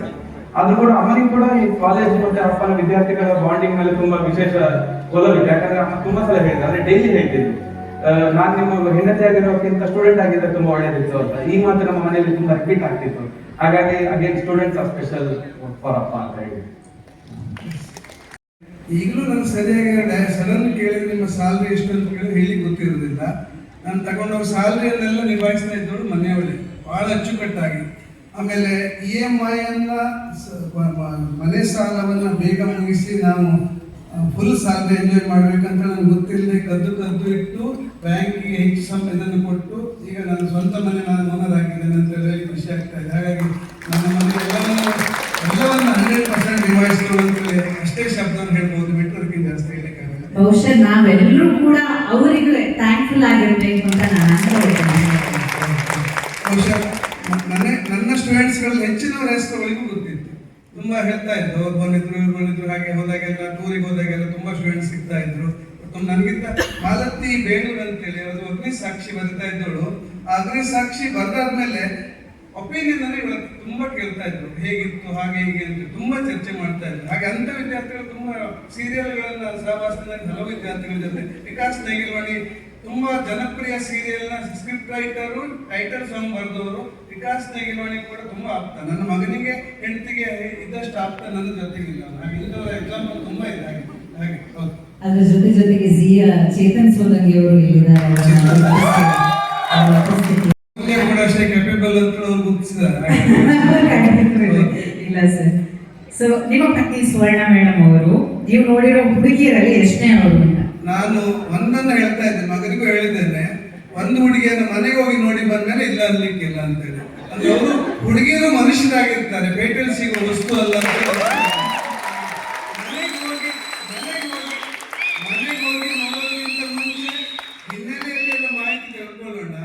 ಅದು ಎಸ್ ಅಂತ ಆದ್ಮೇಲೆ ಮನೆಗೆ ಹೋಗಿ ಅಲ್ಲಿ ಹೋಗಿ ಉಪ್ಪಿಟ್ಟು ಶೀರೆಲ್ಲ ತಿಂದು ಬಂದು ನನಗೆ ಹುಡುಗಿ ಬೇಡ ಅಂತ ಹೇಳೋದು ಬೇಡ ಅಂತ ನನ್ನ ಮನೇಲಿ ಸ್ಪಷ್ಟವಾಗಿ ಹೇಳಿದ್ದೆ. ನನ್ನ ಮನೆ ಜಾಯಿಂಟ್ ಫ್ಯಾಮಿಲಿಯಲ್ಲಿ ಒಂದು ಪಾಲಿಸಿ ಮಾಡಿದ್ರು, ನಮ್ಮ ಮನೆ ಹೆಣ್ಮಕ್ಳಿಗೆ ವರದಕ್ಷಿಣೆ ಕೊಡೋದಿಲ್ಲ ಅಂತ ಹೇಳೋದಲ್ಲ, ಹುಡುಗಿ ತರುವಾಗ ವರದಕ್ಷಿಣೆ ಶಬ್ದ ಬಳಸಬಾರ್ದು ಅಂತ ಹೇಳಿ ತುಂಬಾ ಒಳಮೇಲ್ತರ ಮಾಡಿದ್ರು. ನಾನು ಹೇಳಿದ್ದೆ, ನಾನು ಹೋಗಿ ನೋಡಿದ್ಮೇಲೆ ಎಸ್ ಅಂತ ಹೇಳಿ ನಾನು ನೋಡಿದ ಮೊದಲ ಹುಡುಗಿ ಅವಳೇನೆ, ಹಾಗೆ ಅವಳನ್ನೇ ಮದುವೆ ಆಗಿದ್ದೆ. ನನ್ನ ಮಗನಿಗೂ ಅದನ್ನು ಹೇಳ್ತಾ ಇದ್ದೀನಿ, ನನಗೆ ಒಪ್ಪಿಕೊಂಡಿದ್ದೆ. ಮದುವೆ ಆದ್ಮೇಲೆ ನಿಮ್ಮಿಬ್ಬರ ಮೊದಲು ಔಟಿಂಗ್ ಎಲ್ಲಿದೆ ಅಂತ? ಔಟಿಂಗ್ ಇಲ್ಲ, ಇನ್ನೇನು ಇಲ್ಲ, ಆ ಥರದ್ದೆಲ್ಲ ಏನಿಲ್ಲ. ನಾನೀಗ ಹೇಳ್ತಾ ಇದ್ದೆ, ನನ್ನ ಮದುವೆಯಲ್ಲಿ ಇಷ್ಟು ಫೋಟೋ ತೆಗೆದಿಲ್ಲ, ಏನು ಫೋಟೋ ಪ್ರೋಗ್ರಾಮ್ ಹಾಗೆ ಈಗ ದಿನಕ್ಕೊಬ್ಬೊಬ್ಬರನ್ನು ಫೋಟೋ ತೆಗಿತಾ ಇದ್ರು. ಆವಾಗಿನ ಕಾಲ ಹಾಗೆ ಇತ್ತು, ಮೊಬೈಲ್ ಇಲ್ಲದ ಎಂಜಾಯ್ ಮಾಡಿದ ದಿನಗಳು. ಮೊಬೈಲ್ ಇಲ್ಲಿದೆ ಖುಷಿ ಆಯ್ತು ಅಂತ ಅನ್ಸುತ್ತೆ. ಹಾಗಾಗಿ ಔಟಿಂಗ್ ಅಂತೇಳಿ ಅವಳಿಗೆ ತುಂಬಾ ಸಿಕ್ತಿದೆ. ಏನು ಅಂತಂದ್ರೆ ಒಂದ್ಸಾರಿ ಫಾರಿನಿಗೆ ಹೋಗ್ಬಾರ್ದು ಅಂತೇಳಿ ನಾನು ನ್ಯಾಕು ಅದು ಇದು ಅಂತೇಳಿ ಕೊನೆಗೆ ಅವಳು ಹೇಳಿದ್ದು, ನಿಮ್ದು ಕಾಲೇಜಲ್ಲಿ ಮುಗಿಯೋದೇ ಇಲ್ಲ ಅಂತ. ಆದ್ರೆ ಎಲ್ಲಿಗೆ ಹೋಗ್ಲಿಕ್ಕೆ ಆಗ್ಲಿಲ್ಲ, ಹಾಗೆಲ್ಲ ಆಗ್ಲೇ ಇದೆ ನಮ್ಮ ಪ್ಲಾನ್ ಪ್ರಕಾರ ಔಟಿಂಗ್ ಅಂತ ಹೇಳಿ. ಹಾಗಾಗಿ ಇದ್ದದ್ದನ್ನೇ ಇರೋ ಭಾಗ್ಯವನ್ನು ಬಾರನೆಂಬುದನ್ನು ಬಿಡೋನು ಅಷ್ಟೇ ಅದೆಲ್ಲ ಎಂಜಾಯ್ ಮಾಡಿದ್ವಿ. ಹಾಗೆ ನಿಮ್ಮ ಮೊದಲ ಫಸ್ಟ್ ಸ್ಯಾಲರಿ ಎಷ್ಟು? ಎಲ್ಲ ಖರ್ಚಾಗಿ ಫಸ್ಟ್ ಸ್ಯಾಲರಿ ಅಂತ ಅಮ್ಮ ಹೇಳಿದ್ರು. ನಾನು ಸಂಜೆವಾಣಿಯಲ್ಲಿದ್ದಾಗ ನನ್ನ ಸಂಬಳ ಕೇವಲ 600 ರೂಪಾಯಿ. ಆದ್ರೆ 6 ಲಕ್ಷದ ಅವಕಾಶ ಇದ್ರು, ನಾನು ಅಷ್ಟು 6 ಲಕ್ಷ ಸಂಬಳ ಇದ್ರು ಅಷ್ಟು ಅವಕಾಶ ಸಿಗ್ತಿರ್ಲಿಲ್ಲ. ದೊಡ್ಡ ಅವಕಾಶ ಕೊಟ್ಟರು, ತುಂಬಾ ಕಾನ್ಫಿಡೆಂಟ್ ಮಾಡಿದ್ರು. ಹಾಗಾಗಿ ಆಮೇಲೆ ಉಜಿರೆ ಕಾಲೇಜಿಗೆ ಬಂದ್ಮೇಲೆ ನನಗೆ ಮದುವೆ ಆಗುವಾಗ ನನ್ನ ಆರ್ಥಿಕ ಭದ್ರತೆ ಇರಲಿಲ್ಲ, ಅದು ನನ್ನ ನಂಬಿ ಬಂತು, ಅದು ನಾನು ಗುರುತಿಸಬೇಕಾಗಿತ್ತು. ಆಮೇಲೆ ಅವಳು ಬಂದ ಮೇಲೆ, ಮಗ ಹುಟ್ಟಿದ ಮೇಲೆ ನನಗೆ ಉಜಿರೆ ಕಾಲೇಜಿನಲ್ಲಿ ಟರ್ನಿಂಗ್ ಪಾಯಿಂಟ್ ಅಂತ ಆಯ್ತು. ಪರ್ಮನೆಂಟ್ ದೇವದಲ್ಲಿ ಬರ್ತೇನೆ ಅಂತ ಆಗಿತ್ತು. ನನಗೆ ಉಜಿರೆಗೆ ಬರುವಾಗ ವರಿಗೆಯಲ್ಲಿ ಬಂದಿದ್ದೆ.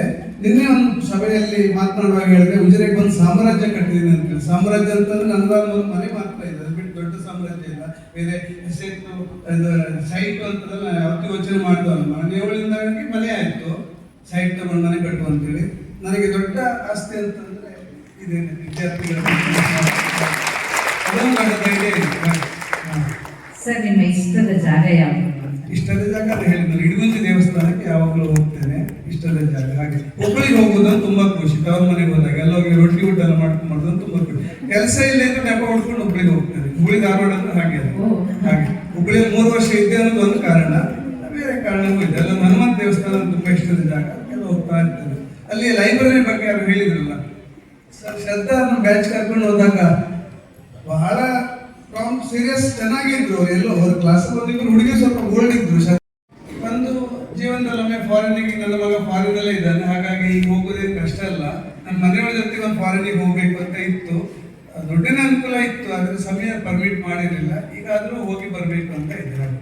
ಜೀವನದಲ್ಲಿ ಒಮ್ಮೆ ನೋಡ್ಬೇಕು ಅಂತ ಹೇಳ್ತಾರೆ. ಹಾಗೆ ಸರ್, ಕೊನೆಯದಾಗಿ ಇದು ರ್ಯಾಪಿಡ್ ಫೈರ್ ಅಲ್ಲ, ನೀವು ನಮಗೆ ಕೊಡೋ 5 ಫೇವರಿಟ್ ಟಿಪ್ಸ್ ಯಾವುದು ಅಂತ? ಅದು ವೃತ್ತಿ ಬಗ್ಗೆ ಆಗಿರ್ಬೋದು, ಜೀವನಕ್ಕೆ ಆಗಿರ್ಬೋದು, ಅಥವಾ ರಿಲೇಶನ್ಶಿಪ್ಗೆ ಆಗಿರ್ಬೋದು. ಪ್ರಾಮಾಣಿಕವಾಗಿ ಸೇವೆ ಮಾಡಿದ್ರೆ ಎಲ್ಲೂ ಸರ್ವೈವ್ ಆಗ್ತೀರಿ ಅಂತೇಳಿ, ನಿಷ್ಠೆಯಿಂದ ಮಾಡಿದ್ರೆ ಎಲ್ಲೂ ಸರ್ವೈವ್ ಆಗ್ತೀರಿ ಅಂತೇಳಿ ಆದ್ಮೇಲೆ ಮನೆಯಲ್ಲೇ ಕುತ್ಕೊಳ್ಬೇಕಂತ ತೀರ್ಮಾನ ಮಾಡಿದ್ದೆ. ಧರ್ಮಸ್ಥಳಕ್ಕೆ ಹೋಗಿ ಹೆಗಡೆಯವರಿಗೆ ಧನ್ಯವಾದ ಹೇಳೋದಕ್ಕೆ ಹೋದಾಗ ಅವ್ರು ಹೇಳಿದ್ರು, ನಗನಗ್ತಾ ಹೇಳಿದ್ರು, ಅಂತ ರಶ್ ಇರುವಾಗ ಆದಿತ್ಯವಾರ ನಾನು ಹೋಗ್ಬಿಟ್ಟಿದ್ದೆ. 13 ನಿಮಿಷಗಳ ಕಾಲ ನನಗೆ ಸಮಯ ಕೊಟ್ಟಿದ್ದಾರೆ ಇಬ್ಬರು ಕೂಡ, ಶಿವಪಾರ್ವತಿ ಕೂತಾಗಿ 13 ನಿಮಿಷ ಕೊಟ್ಟಿದ್ದಾರೆ. ಶ್ರದ್ಧೆ, ನನಗೆ ಎಷ್ಟು ಖುಷಿಯಾಗಿದೆ ಅಂತಂದ್ರೆ, ನಾನು ಹಾರ ಹಾಕಿ ಅವರಿಗೆ ಶಾಲೆ ಹೊರಿಸ್ತಾ ಇರುವಾಗಲೇ ನಾನು ನಿವೃತ್ತಿ ಆಗ್ತಾ ಇದ್ದೇನೆ, ಧನ್ಯವಾದ, ನನಗೆ ಅವಕಾಶ ಕೊಟ್ಟಿದ್ದೀನಿ. ನಗಾಡ್ತಾ ಇದ್ದಾರೆ, ಎಷ್ಟು ಪ್ರಸನ್ನಚಿತ್ತರಾಗಿದ್ದಾರೆ ಅಂತಂದ್ರೆ, ಇಲ್ಲ ಇಲ್ಲ ನೀವು ರಿಟೈರ್ಡ್ ಆಗ್ತಾ ಇಲ್ಲ ಅಂತ ಹೇಳಿದ್ರು. ನೀವು ನಮ್ಗೆ ಬೇಕು ಅಂತ 3 ಸಾರಿ ಆ ಶಬ್ದ ಹೇಳಿದ್ದಾರೆ. ನೀವು ನಮ್ಗೆ ಬೇಕು ಅಂತ ಹೇಳಿದ್ದಾರೆ, ಕೂತ್ಕೊಳ್ಳಿ ಅಂತ ಹೇಳಿದ್ರು.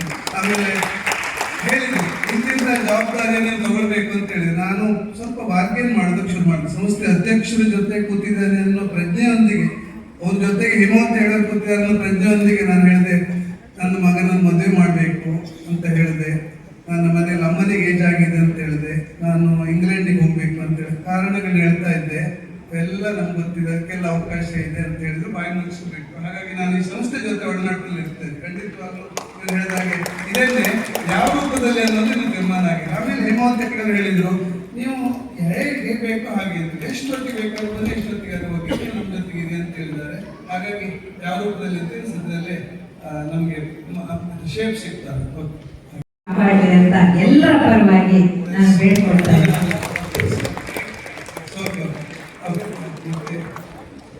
ಮತ್ತೆ ಕೂಡ ನನಗೆ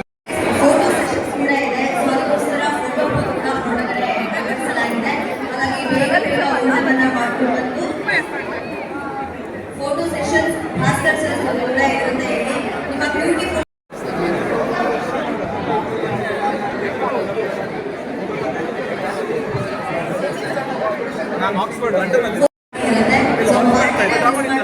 ಮಾಸ್ಟರ್ ಕ್ಲಾಸ್ ಕೂಡ ಮಿಸ್ ಮಾಡಬೇಡಿ. ಅದಕ್ಕೆ ವೇದಿಕೆ ಮುಂಭಾಗನೇ ಬಾಕ್ಸ್ ಕೂಡ ಇದೆ.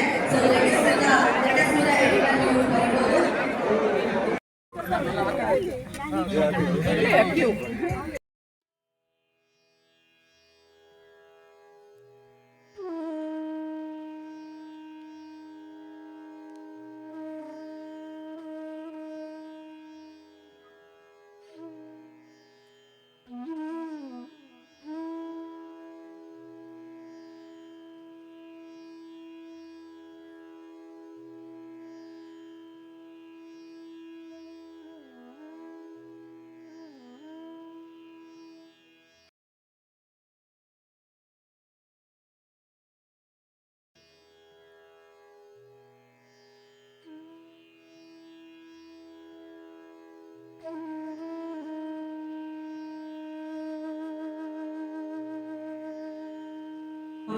ಬರ್ಬೋದು.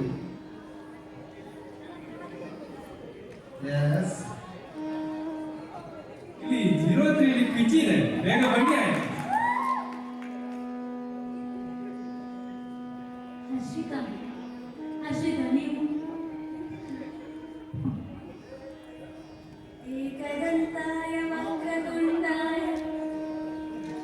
ಇದೇ ಈ ನಮ್ಮ ವೇದಿಕೆ ಹೇಗೆ ಅಂತಂದ್ರೆ, ಇದು ತುಂಬಾ ಶಕ್ತಿಯುತವಾದ ವೇದಿಕೆ. ಈಗಲೂ ತುಂಬಾ ಪಾಶ್ ಆಗಿದೆ, ಗೊತ್ತಿದೆ, ಸೌಂಡ್ ಸರಿಯಾಗಿದೆ, ಲೈಟ್ ಸರಿಯಾಗಿದೆ, ಕಾರಣ ಹೇಳಲಿಕ್ಕಿಲ್ಲ. ಈ ವೇದಿಕೆಯಲ್ಲಿ ಭಾಷಣ ಮಾಡೋದು ಇನ್ಯಾವುದೋ ಅವಕಾಶವನ್ನು ಬಳಸ್ಕೊಂಡವರು ಲೈಫಲ್ಲಿ ಗೆಲ್ತಾರೆ. ಅಷ್ಟು ಮಹತ್ವದ ವೇದಿಕೆ. ಶ್ರದ್ಧಾ ಯಾಕೆ ಮಾಡಿದೆ ಅಂತಂದ್ರೆ, ಇದು ಅಫಿಷಿಯಲ್ ಅಧಿಕೃತವಾಗಿ ಈ ವೇದಿಕೆ ನನಗೆ ಲಾಸ್ಟ್ ನಾಳೆಯಿಂದ ಮತ್ತೆ ಇರ್ಬೋದು. ಹಾಗೆ ಮೊದಲ ಬಾರಿಗೆ ಈ ವೇದಿಕೆಯಲ್ಲಿ ಭಾಷಣ ಮಾಡುವಾಗ ಶ್ರದ್ಧಾ ಬ್ಯಾಚ್ ಕಾರಣ ಅಂತ ಇದೆ, ನೆನಪು ಮಾಡ್ತೇನೆ. ಯಾಕೆಂದ್ರೆ ಆಮೇಲೆ ಈಗ ಈ ಸಂದರ್ಭ ಬಂತು, ತುಂಬ ಸ್ವಲ್ಪ ಕಷ್ಟ ಅನ್ನಿಸ್ತಾ ಇದೆ. ನಾನು ಇಷ್ಟು ವರ್ಷ ಲೆಕ್ಚರ್ ಆಗಿದ್ದವರಿಗೆ ಇಂಥ ಸಾವಿರಾರು ಭಾಷಣಗಳನ್ನು ಮಾಡಿದವರಿಗೆ ಖಂಡಿತ ಕಷ್ಟ ಆಗೋದಿಲ್ಲ. ಆದರೆ ಸಹಜವಾಗಿ 2 ಕಾರಣ. ಯಶೋರ್ಮಲ್ ಇದ್ದಿದ್ರೆ ಅನ್ನೋದೊಂದು, ನಮ್ಮ ಮನೆಯವರು ಮುಖ್ಯ ವ್ಯಕ್ತಿ ಇದ್ದಿದ್ರೆ ಅನ್ನೋದು ಒಂದು ಕಾರಣಕ್ಕಾಗಿ ಒಂದಷ್ಟು ದುಗುಡ ಇದೆ. ಆದರೂ ಈ ದುಗುಡ ನಡುವೆ ಒಂದಷ್ಟು ಅನಿಸಿಕೆಯನ್ನು ಹಂಚ್ಕೊಳ್ಳಿ ಬಳಸ್ಕೊಳ್ತೇನೆ. ಮೊದಲ ಬಾರಿಗೆ ಸ್ಟೇಜಲ್ಲಿ ನಿಂತಾಗ, ವೇದಿಕೆ ಹತ್ತಿದಾಗ ತುಂಬಾ ಲೆಕ್ಚರ್ ಆಗಿ ತೋರಿಸ್ಕೊಳ್ಬಾರ್ದಿತ್ತು, ನನಗೆ ಸ್ವಲ್ಪ ಶೇಕಿ ಆಗಿತ್ತು. ಅದು ಸ್ವಲ್ಪ ಹೊಸ ಅನುಭವ. ಇವ್ರ ಬ್ಯಾಚಿನಲ್ಲಿ ಚಿಗುರನ್ನು ತುಂಬಾ ಚೆಂದ ಮಾಡಿದ್ದಾರೆ. ಬಿಡುಗಡೆ ಆಗಬೇಕು ಅವ್ರ ವಿದ್ಯಾರ್ಥಿ ಸಂಘದ ಕಾರ್ಯಕ್ರಮದಲ್ಲಿ. ಆಮೇಲೆ ಇನ್ನೇನು ಪ್ರಿಂಟ್ ಆಗಿ ರೆಡಿಯಾಗಿ ಬಂದು ಬೆಲ್ಲ ಹೊಡೆದು ಎಲ್ಲ ಅಸೆಂಬಲ್ ಆಗಿ ಇದರಲ್ಲಿ ಇಂದ್ರಪ್ರಸ್ಥದಲ್ಲಿ ಅಂತ ಹೇಳುವಾಗ ಅವರು 4-5 ಜನ ಬಂದು, ಸರ್ ಅದು ಬರೀ ಬಿಡುಗಡೆ ಮಾಡಿದ್ರೆ ಆಗೋದಿಲ್ಲ, MC ಮಾಡೋದ್ರಿಂದ ಹೇಳ್ತಾರೆ, ಅದಾಗೋದಿಲ್ಲ, ನಮ್ಮ ಚಿಗುರು ಬಗ್ಗೆ ವೇದಿಕೆಯಲ್ಲಿ ಹೇಳಬೇಕು ಅಂತ ಹೇಳಿದ್ರು. ನಾನು ಹೇಳಿದೆ ಹಾಗೆಲ್ಲ ಆಗೋದಿಲ್ಲ, ಅದೊಂದು ಪ್ರೊಸೀಜರ್ ಅಂತ ಇರುತ್ತೆ, ಮೊದಲೇ ಪ್ಲಾನ್ ಆಗುತ್ತೆ ಪ್ರೋಗ್ರಾಮ್ ಲಿಸ್ಟು, ಹಾಗೆ ಇಮಿಡಿಯೇಟ್ ಹೇಳಿದ್ರೆ ಆಗೋದಿಲ್ಲ ಅಂತಂದ್ರೆ ಶ್ರದ್ಧಾ ಇಲ್ಲ ಇನ್ಫ್ಲೂಯೆನ್ಸ್ ಎಲ್ಲ ಯಾವತ್ತೂ ಮಾಡ್ದೋಳಲ್ಲ ಕಾಲೇಜಲ್ಲಿ, ಎಲ್ಲರ ಹಾಗೆ ಇದ್ದೋಳು. ಆ ದಿವಸ ಸಣ್ಣ ಇನ್ಫ್ಲೂಯೆನ್ಸ್ ಮಾಡಿದಾಗಿತ್ತು ಯಶೋಧನ ಹತ್ರ ಹೋಗಿ, ಅವಳು ಮಾವ ಪ್ರಿನ್ಸಿಪಾಲ್ ಹೋಗಿ ಒಪ್ಪಿಸ್ಕೊಂಡು ಬಂದಿದ್ದಾರೆ. ತಕ್ಷಣ ಹೋಗಿ ಬಂದಿದ್ದಾರೆ, ಸರ್ ಪ್ರಿನ್ಸಿಪಾಲ್ ಒಪ್ಪಿದ್ದಾರೆ, ಸಭೆಯಲ್ಲಿ ಮಾತಾಡ್ಬೇಕಂತೆ. ಅಂದ್ರೆ ಅವ್ರ ಬ್ಯಾಚಲ್ಲಿ ಕೆಲವರೆಲ್ಲ ಭಾರಿ ಘಟಾನುಘಟಿಗಳಿದ್ರು, ಹಾಗಾಗಿ ಅವ್ರು ಯಾರೋ ಮಾತಾಡ್ತಾರೆ ಅಂದ್ರೆ ನಾನು ಖುಷಿಯಿಂದ ಆಯ್ತಪ್ಪ ಹೀಗೆ ಮಾತಾಡಿ ಹಾಗೆ ಮಾತಾಡ್ತಾ ಅಂತ ಹೇಳ್ತಾ ಇದ್ದೇನೆ. ಸೊ ನಾವೆಲ್ಲ ನೀವು ಮಾತಾಡ್ಬೇಕು ಅಂತ ಹೇಳಿದ್ರು. ಅದು ಸ್ವಲ್ಪ ನನಗೆ ಸಡನ್ ಆಗಿ ಬಂದ ಅವಕಾಶ. ನಾನು ಮೆಂಟಲಿ ಏನೂ ಪ್ರಿಪೇರ್ ಇಲ್ಲ, ಇನ್ನೇನು 5 ನಿಮಿಷ ಬಾಕಿ ಇದೆ, ಹಾಗೆ ಸಭೆಗೆ ಹೋಗಿ ಮಾತಾಡ್ಬೇಕನ್ನುವಾಗ ಸ್ವಲ್ಪ ಕಷ್ಟ ಅನಿಸ್ತು. ಆದರೆ ನಿಮ್ಮನ್ನೆಲ್ಲ ಮೋಟಿವೇಟ್ ಮಾಡ್ತಾ ಇದಕ್ಕೆಲ್ಲ ಹೆದರಬಾರ್ದು ಅನ್ನೋನಿಗೆ ಅದು ಮ್ಯಾನೇಜ್ ಮಾಡಿದೆ. ಹಾಗಾಗಿ ಇವತ್ತು ಕೂಡ ಇನ್ನು ಸ್ವಲ್ಪ ಮಟ್ಟಿಗೆ ಆ ರೀತಿ ಅಳುಕು ಇದೆ. ಆದರೆ ಒಂದಷ್ಟು ಸಣ್ಣ ಪುಟ್ಟ ಅನಿಸಿಕೆಗಳನ್ನ 1-2 ತಿಂಗಳ ಹಿಂದೆ 1.5 ತಿಂಗಳಿಂದ ಸುನಿಲ್ ಹೆಗ್ಡೆ ಅಂತೇಳಿ, ಯಾರು ಸುನಿಲ್ ಹೆಗ್ಡೆ ಅಂತ ಹೇಳಿದ್ರೆ ನೀವು ಎಷ್ಟು ಗೊತ್ತಾಗೋದಿಲ್ಲ, ನಾನು ಮತ್ತೆ ಪರಿಚಯ ಮಾಡ್ತೇನೆ. ಈಗಿನ ಸ್ಟಾಫ್ ಅವರು ಕೆಲವರಿಗೆ ಗೊತ್ತು, ಹಲವರಿಗೆ ಗೊತ್ತಿಲ್ಲ. ಅವ್ರು ಬಂದು ಕೇಳಿದ್ರು 31 ಜನವರಿಗೆ ನೀವು ಅವೈಲೇಬಲ್ ಇದ್ದೀರಲ್ವಾ? ಈ ಪ್ರಶ್ನೆ ಬಹಳ ಅಸಮಂಜಸ ಅನಿಸ್ತು. ಲಾಸ್ಟ್ ವರ್ಕಿಂಗ್ ಡೇ ಯಾರಾದ್ರೂ ಇಲ್ಲೇ ಇರ್ತಾರೆ ಕಾಲೇಜಿನಲ್ಲಿ ಹೋಗಿ ಇಲ್ಲೇ ಇರ್ತಾರೆ. ಕಾಲೇಜಿನವರು ಸಹಜವಾಗಿ ವಿಶ್ ಮಾಡೋದಕ್ಕೆ ಫಾರ್ಮಾಲಿಟೀಸ್ ಇರುತ್ತಲ್ವ ಅಂತ ಹೇಳಿದಾಗ, ಇಲ್ಲ ನಾವೊಂದು ಹಳೆ ವಿದ್ಯಾರ್ಥಿಗಳು ನಿಮ್ಮ ಹತ್ರ ಕೇಳಿದ್ರು, ನಮ್ಮ ಸೀನಿಯರ್ಸ್ ಎಲ್ಲ ಕೇಳ್ತಾ ಇದ್ದಾರೆ, ಏನ್ ಕೇಳ್ತಾ ಇದ್ದಾರೆ ಅಂತಂದ್ರೆ ಅವತ್ತೆಲ್ಲ ಬರ್ತಾರಂತೆ. ಕಾಲೇಜಿನ ಫಾರ್ಮಾಲಿಟೀಸ್ ಬಿಡ್ಲಿಕ್ಕೆ ಆಗ್ಲಿಕ್ಕಿಲ್ಲ, ನನಗೆ ಗೊತ್ತಿಲ್ಲ ಅದು ಅಂತಂದೆ. ಇಲ್ಲ ಅದೆಲ್ಲ ವ್ಯವಸ್ಥೆ ಆಗಿದೆ ಅಂತಂದ್ರೆ, ಸೊ ಹಾಗಾದ್ರೆ ನಿರ್ಧಾರ ಮಾಡಿಬಿಟ್ಟಿದ್ದೀನಿ ಅಂತಂದ್ರೆ ಬಂದು ಒಳ್ಳೆ ಕಂಪ್ಯೂಟರ್ ಯಾವುದೂ ಇಲ್ಲ. ನಮ್ಮ ಹಿರಿಯರು ಹೋಗಿ ಏನೋ ಮದುವೆ ಫಿಕ್ಸ್ ಮಾಡ್ಕೊಂಡು ಬರ್ತಾರೆ, ಅವರಿಗೆಲ್ಲ ಓಕೆ ಆಗಿರುತ್ತೆ. ಹುಡುಗಿಯೆಲ್ಲ ನೋಡ್ತಾರೆ, ಕ್ರಮೇಲೆ ಇರುತ್ತೆ, ಆಮೇಲೆ ಮದುವೆ ಫಿಕ್ಸ್ ಆಗುತ್ತೆ. ಆ ಫಿಕ್ಸ್ ಆದ್ಮೇಲೆ ಆ ನಡುವಿನ ಅವಧಿಯಲ್ಲಿ ನಿಮಗೆ ಜನಜೀವೆಲ್ಲ ಗಳಿಗೆ ಬಂದ ಮೆಸೇಜ್ ಎಲ್ಲ ಮಾಡ್ಲಿಕ್ಕೆ ಏನೂ ಚಾನ್ಸ್ ಇಲ್ಲ. ಸ್ವಲ್ಪ ಬೇಕಿತ್ತು ಮೆಸೇಜ್ ಎಲ್ಲ ಇದ್ದಿದ್ರೆ ಅಂತ ಅನಿಸುವಂತ ಕಾಲ. ಆದ್ರೆ ಆ ಕ್ಷಣದಲ್ಲಿ ಯಾರೋ ಒಬ್ರು ಹುಡುಗಿಯ ಪರವಾಗಿ ಯಾರೋ ಒಬ್ಬ ಪುಣ್ಯಾತ್ಮ ಬರ್ತಾನೆ, ಒಂದಷ್ಟು ಸುದ್ದಿ ಹಿಡ್ಕೊಂಡು ಬರ್ತಾನೆ, ಬಂದು ಹುಡುಗನ ಕಡೆಗೆ ಹೇಳ್ತಾನೆ, ಹುಡುಗನ ಕಡೆಯಿಂದ ಅಲ್ಲಿ ಹೋಗುತ್ತೆ. ಅದು ಬಹಳ ಆಪ್ತ ಅಂತ ಅನಿಸ್ತಿತ್ತು. ಹಾಗೆ ನಿಮ್ಮ ವಿಷಯದಲ್ಲೂ ಹಾಗೆ ಆಯ್ತು. ಮದುವೆ ಫಿಕ್ಸ್ ಆಗಿದೆ ಅಂತ ಗೊತ್ತಾಯ್ತು, ಆದ್ರೆ ಗುಟ್ಟು ಬಿಡ್ತಾ ಇಲ್ಲ ಅಂತ ಗೊತ್ತಾಯ್ತು. ಅದು ನಾನು ಟ್ರೈ ಮಾಡ್ತಾ ಇದ್ದೆ ಪಕ್ಕದಾರಿ ಮಾಡೋದಕ್ಕೆ. ಕೊನೆಗೆ ಪೇಜಿ ಸಿಕ್ಕಾಕೊಂಡೆ. ಕಾಲೇಜಲ್ಲಿ ಸ್ಟಾಫ್ ಎಲ್ಲ ಕೇಳಿ ಶುರು ಮಾಡಿ ಏನೋ ಫಂಕ್ಷನ್ ಮಾಡ್ತಾರಂತ, ಏನು ಅದು ಅಂತಂದ್ರೆ ನಾನು ಗೊತ್ತಿಲ್ಲ ಅಂದ ಕೂಡಲೇ ಇದು ನಿಮ್ಗೆ ಒಳ್ಳೆ ಇರ್ಬಂಧ ಅಂದ್ರೆ ಏನೋ ಒಂದು ಆಟಿಟ್ಯೂಡ್ ಹೇಗಿತ್ತು ಅಂತಂದ್ರೆ, ಭಾರಿ ಇದರಲ್ಲಿದ್ದೀರಿ ನೀವು, ಹೇಳ್ಬಾರ್ದು ಅಂತಿದ್ದಾಗಿದೆ. ನಾನು ಹೇಳ್ಬಾರ್ದು ಅಂತ ನನಗೆ ಹೇಳಿಲ್ಲ, ನಾನು ಅಂತ ಹೇಳಿರ್ತೀನಿ ಹೀಗೆ. ಆಮೇಲೆ ಕೇಳಿದೆ ಒಂದು ದಿವಸ ಯಾರೋ ಕೋರ್ ಕಮಿಟಿ, ಇಲ್ಲ ನನಗೆ ಮಾಹಿತಿ ಹೇಳಿದ್ರೆ ನನಗೆ ಕಷ್ಟ ಆಗುತ್ತೆ, ಇಲ್ಲಿ ನಿಮ್ಮ ಅಡ್ರೆಸ್ ಕೊಡ್ತಾರೆ ಹೇಳಿ ಅವರಿಗೆ ಅಂತ ಹೇಳಿ, ಕೊಡಿ ಅವರು ನಮ್ಮ ನಂಬರ್ ಕೊಡಿ ಅಂತ. ಹಾಗೆ ತುಂಬಾ ಶ್ರಮ ಪಟ್ಟಿದ್ದೀರಿ ಅಂತ ಗೊತ್ತಾಯ್ತು. ನಿನ್ನೆ ಅಧಿಕೃತವಾಗಿ ಕಾರ್ಯದರ್ಶಿ ನನಗೆ ಸ್ಟಾಫ್ ಅಸೋಸಿಯೇಷನ್ ವತಿಯಿಂದ ಸೆಂಡ್ ಆಫ್ ಕಾರ್ಯಕ್ರಮ ಇತ್ತು. ಅಲ್ಲಿ ಅಧಿಕೃತವಾಗಿ ನಮ್ಮ ಸಂಸ್ಥೆಯ ಒಂದು ಹಂತದಲ್ಲಿ ಮುಖ್ಯಸ್ಥರು ಬೆಳಿಗ್ಗೆ ಬಂದು ಸತೀಶ್ ಅವರು ಅವ್ರ ಭಾಷಣದಲ್ಲಿ ಹೇಳಿದ್ರು ಏನಂತಂದ್ರೆ, ನಮ್ಮ ಕಾಲೇಜಿನ ಇತಿಹಾಸದಲ್ಲಿ ಮೊಟ್ಟ ಮೊದಲ ಬಾರಿಗೆ ಈಗ ಒಂದು ಹಳೆ ವಿದ್ಯಾರ್ಥಿಗಳೆಲ್ಲ ಸೇರಿ ರಿಟೈರ್ಡ್ ಆಗೋ ಸ್ಟಾಫಿಗೆ ಫಂಕ್ಷನ್ ಮಾಡ್ತಾ ಇದ್ದಾರೆ ಅನ್ನೋ ಮಾತನ್ನು ಹೇಳಿ ಬಹುಶಃ ಇದಕ್ಕಿಂತ ವ್ಯಕ್ತಿಯೊಬ್ಬನ ಬದುಕಲ್ಲಿ ಇದಕ್ಕಿಂತ ಸಾರ್ಥಕ ಕ್ಷಣ ಬೇರೆ ಯಾವುದಿಲ್ಲ ಅಂತ ನಾನು ಭಾವಿಸಿಕೊಳ್ತೇನೆ. ಬಹುಶಃ ನನಗೀಗ ಒಂಟೆ ಹಾಗೆ ಆಗ್ಬೇಕು ಅಂದ್ಕೊಂಡಿದ್ದೇನೆ. ಮೊಗೆದಷ್ಟು ನೆನಪುಗಳನ್ನು ಹಾಗೆ ಚೀಲ ತುಂಬಿಕೊಂಡು ಬಂದಿದ್ದೇನೆ. ಬರುವಾಗ ಹೇಳಿದ್ದಿಲ್ಲ, ಬರುವಾಗ ಖಾಲಿ ಚೀಲ ಖಾಲಿ ಕೈ ಬಂದಿದೆ ಅಂತ ಹೇಳಿ. ಹಾಗಾಗಿ ಹೋಗುವಾಗ ಚೀಲ ಭಕ್ತಿ ತುಂಬಿಕೊಂಡು ಹೋಗ್ತಾ ಇದ್ದೇನೆ. ಈ ಪ್ರಯತ್ನ ಮಾಡ್ತಾ ಇದ್ದೇನೆ. 33 ವರ್ಷದ ಜನ ನಾನು ಈಗಾಗಲೇ ಬಹಳ ಸ್ಮೂತ್ ಆಗಿತ್ತು, ಬಹಳ ಖುಷಿಯಾಗಿತ್ತು, ಕನಸಿನಾಗೆ ಹಾಗೆ ಹೋಯ್ತು. ನಾನು ವೃತ್ತಿಯನ್ನು ತುಂಬಾ ಪ್ರೀತಿಸಿದೆ, ಹಾಗಾಗಿ ಅದಕ್ಕೆ ಅದು ಕಾರಣ ಇರ್ಬೋದು. ಇಷ್ಟಪಟ್ಟ ಹಾದಿಯಲ್ಲಿ ಕಷ್ಟ ಇಲ್ಲ ಅಂತ ಹೇಳ್ತಾರಲ್ಲ, ಹಾಗಾಗಿ ಜರ್ನಿ ತುಂಬಾ ಸ್ಮೂತ್ ಆಗಿತ್ತು. ನನಗೆ ಸಿಕ್ಕಿದಷ್ಟು ಅವಕಾಶ ಈ ಕಾಲೇಜ್, ನಿನ್ನೆ ಯಾರು ರಿಟೈರ್ಡ್ ಸ್ಟಾಫ್ ಹೇಳ್ತಾ ಇದ್ರು, ಅವರೇ ಬಾಯ್ಬಿಟ್ಟು ಹೇಳಿದ್ರು, ನಿಮಗೆ ಸಿಕ್ಕಿದಷ್ಟು ಅವಕಾಶ, ಪ್ರೋತ್ಸಾಹ, ಬೆಂಬಲ, ಸ್ವಾತಂತ್ರ್ಯ ಎಲ್ಲೂ ಯಾರಿಗೂ ಸಿಕ್ಕಿಲ್ಲ ಅಂತೇಳಿ. ಧರ್ಮಸ್ಥಳದಲ್ಲೂ ಹಾಗೆ, ಉಜಿರೆ ಕಾಲೇಜಲ್ಲೂ ಹಾಗೆ. ನನ್ನ ಯೋಗ ಅಂತ ಭಾವಿಸ್ಕೊಳ್ತೇನೆ. ಅಂದ್ರೆ ನಾನು ಎಷ್ಟು ಜವಾಬ್ದಾರಿ ಇತ್ತು ಅಂತಂದ್ರೆ ಎಲ್ಲವನ್ನು ನಿಭಾಯಿಸಿದೆ. UG ವಿಭಾಗದ HOD ಆಗಿ ಲಾಂಗೆಸ್ಟ್ ಕಾಲೇಜ್ ಇತಿಹಾಸದಲ್ಲಿ ನಾನು ಪ್ರಥಮ. ನಂದು ಇದು ಇಷ್ಟು ದೀರ್ಘಾವಧಿಗೆ ಯಾರೂ ಇಲ್ಲ. 33 ವರ್ಷ HOD. ಬಾಲ್ಯದಲ್ಲೇ ಸದನಿಗಳಿಗೆ ಹೇಳ್ತಾ ಇದ್ದೆ, ಬಾಲ್ಯದಲ್ಲೇ ಅಂದ್ರೆ ಯಜಮಾನ ಆದೆ ಅಂತ ಹೇಳಿ. ಕಾಲೇಜಿನಲ್ಲಿ 3 ವರ್ಷ ನಾನು ಕನಿಷ್ಠ ಸರ್ವಿಸ್ ಮಾಡಿದ್ರೆ HOD ಪೋಸ್ಟ್ ಅಂತ. ಈಗ ಹೋಮ್ ಸೈನ್ಸ್ ಅಲ್ಲಿ ಎಲಿಜಿಬಲ್ ಇಲ್ಲ ಅಂತೇಳಿ ನನ್ನನ್ನು HOD ಮಾಡಿದ್ದಾರೆ. ನಮಗೆ ಹೋಮ್ ಸೈನ್ಸ್ ಸಂಬಂಧವೇ ಇಲ್ಲ. ನಾನು 4 ತಿಂಗಳ ಕಾಲ, 4 ತಿಂಗಳು ಬಾನಳ್ಳಿಯವರು ಹೊರಟು ನಿಂತಾಗ ಯಶೋರ್ನವ್ರು ಹಿಂದೆ ಮುಂದೆ ಏನು ನೋಡಿಲ್ಲ, ಬಹಳ ಸೂಕ್ಷ್ಮ ದೃಷ್ಟಿಯಿಂದ ಗಮನಿಸ್ತಾ ಇರ್ತಾರೆ. ಕಲ್ಲು ಒಂದ್ಸರಿ ತುಂಬಾ ಸಾರಿ ಓಡಾಡ್ತಾ ಇದ್ದೀನಿ, ನೋಡಿದೆ, ಹಿಡಿಯೋರಿದ್ದಲ್ಲಿ ಹೋಗ್ತಾ ಇದ್ದೀನಿ, ನೋಡಿದೆ, ವಿಷಯ ಗೊತ್ತು ನನಗೆ ಅಂತೇಳಿ ಸ್ವಲ್ಪ ಖಾರವಾಗಿ ಬೈಯುವ ರೀತಿಯಲ್ಲಿ ಹೇಳ್ತಾ ಇದ್ದೀನಿ. ವಿಷಯ ಏನೋ ಎಡವಟ್ಟು ಆಗಿದೆ ಅಂತ ಅನಿಸ್ತು. ಹೌದು ಸರ್, ಅದೇ ಮೀಡಿಯಾದವರಿಗೆ ಒಳಗೆ ಹೋಗ್ಲಿಕ್ಕೆ ಅದೆಲ್ಲ ಗೊತ್ತಾಯ್ತು. ಆದರೆ ನನ್ನ ಹತ್ರ ಇದು ಅಂತಂದ್ರೆ, ನೀವು ಹೆಗಡೆ ಅವರಿಂದ ಹೋದಾಗ ಪ್ರತಿ ಸಾರಿ ಅವ್ರ ಪಕ್ಕದಲ್ಲಿ ಇರ್ತೀರಿ, ನೀವು ಹೋದಾಗೆಲ್ಲ ಅವರಿಗೆ ಕುತ್ತಿಗೆ ತಿರ್ಸ್ಕೊಂಡು ಮಾತಾಡ್ತಾ ಇದ್ದಾರೆ, ಅವ್ರಿಗೆ ಕುತ್ತಿಗೆ ನಾವು ಬರೋದಿಲ್ಲ ಅಂತಂದು ನನಗೆ ಹೇಗೆ ಅನಿಸ್ತು ಅಂತಂದ್ರೆ, ಒಬ್ಬ ಇಷ್ಟು ಸೂಕ್ಷ್ಮವಾಗಿ ಅಬ್ಸರ್ವ್ ಮಾಡಿದಿಲ್ಲ ಅಂತೇಳಿ ನನಗೆ ಅಂತ ಆ ಇವೆಂಟಿನಲ್ಲಿ ತುಂಬ ಇದೆ. ಆಮೇಲೆ ಹೌದು ಅಂತ ಅನ್ನಿಸ್ತು. ನೆಕ್ಸ್ಟ್ ಟೈಮ್ ಹೋದಾಗ ನಾನು ಸ್ವಲ್ಪ ಗೊಂದಲ ಆಯಿತು. ಅವ್ರು ಹಾಗೆ ಹೇಳಿದ್ದಾರೆ, ಇವ್ರು ನನ್ನನ್ನು ಮಾತಾಡಿಸ್ತಾ ಇದ್ದಾರೆ ಅಂತೇಳಿ. ಅವ್ರು 60 ವರ್ಷ ಆದಾಗ ಪುಸ್ತಕಕ್ಕೆ ಒಂದು ಲೇಖನ ಬೇಕು ಅಂತ ಹೇಳಿದಾಗ ನಾನು ಇದೇ ವಿಷಯ ಬರ್ಕೊಂಡು ಹೋಗಿದ್ದೆ. ಅನನ್ಯ ಭ್ರಾತೃ ಪ್ರೇಮ ಅಂತೇಳಿ, ಅಂದರೆ ಅಣ್ಣನ ಮೇಲೆ ಇರುವ ಅಪಾದ ಪ್ರೀತಿಗೆ ಇದಕ್ಕಿಂತ ದೊಡ್ಡ ಉದಾಹರಣೆ ಸಿಗಲಿಕ್ಕಿಲ್ಲ ಅಂತ ಬರ್ಕೊಂಡು ಹೋಗಿದ್ದೆ. ಆಮೇಲೆ ಮಂಜುನಾಥ್ ತಕ್ಷಣ ಪಟ್ಟ ಅಂತ ಸೆಲೆಕ್ಟ್ ಮಾಡಿದ್ರು, ಪ್ರಿಂಟಿಗೆ ಕಳಿಸೇ ಬಿಟ್ಟು. ಹಾಗೆ ಅನುಭವಗಳ ಗಣಿ ಅನ್ನೋ ಹಾಗೆ ಹೇಳ್ತಾ ಹೋದ್ರು ತುಂಬ ಇದೆ. ಹಾಗಾಗಿ ನಮಗೆ ಒಂದು ಖುಷಿ ಇದೆ, ಒಂದು ತಪ್ಪಿದೆ ಅಂತಂದ್ರೆ, ನೀವೆಲ್ಲ ಒಂದೊಂದು ಬ್ಯಾಚ್ ಹೊರಗೋದಾಗ ಸಹಸ್ರ ಭಾವನ ಶಕ್ತಿ ಬಂದಾಗಿ ಬರ್ತಾ ಇತ್ತು.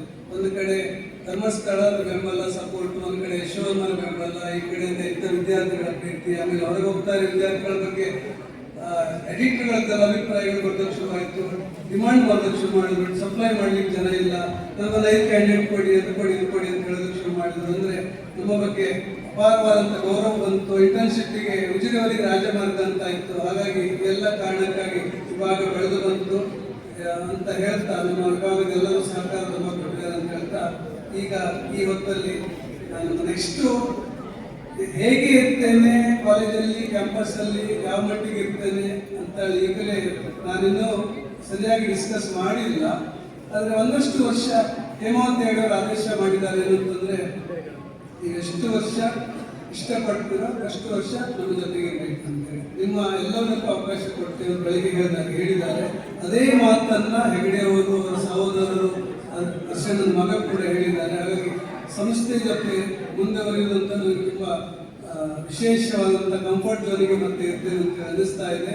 ನೀವೆಲ್ಲ ಸೇರಿ ಹೀಗೆ ಒಂದು ಕಾರ್ಯಕ್ರಮ ಮಾಡ್ತೀವಿ ಅಂತ ಹೇಳಿ ಬಂದಾಗ ನನಗೆ ಪ್ರತಿ ದಿವಸ ಒಂದು ರೀತಿಯಿಂದ ಎನರ್ಜಿ ಬೂಸ್ಟ್ ಆಗ್ತಾ ಇತ್ತು ಅನ್ನೋದನ್ನು ಹೇಳಬೇಕಾಗಿಲ್ಲ, ಶಬ್ದಗಳಲ್ಲಿ ಹೇಳೋದಕ್ಕೆ ಸಾಧ್ಯವಾಗ್ತಾ ಇಲ್ಲ. ದೊಡ್ಡ ಋಣವನ್ನೇ ದೊಡ್ಡ ಋಣಭಾರ ಹೊರಿಸಿದೆ ಅಂತ ಅನಿಸ್ತಾ ಇದೆ.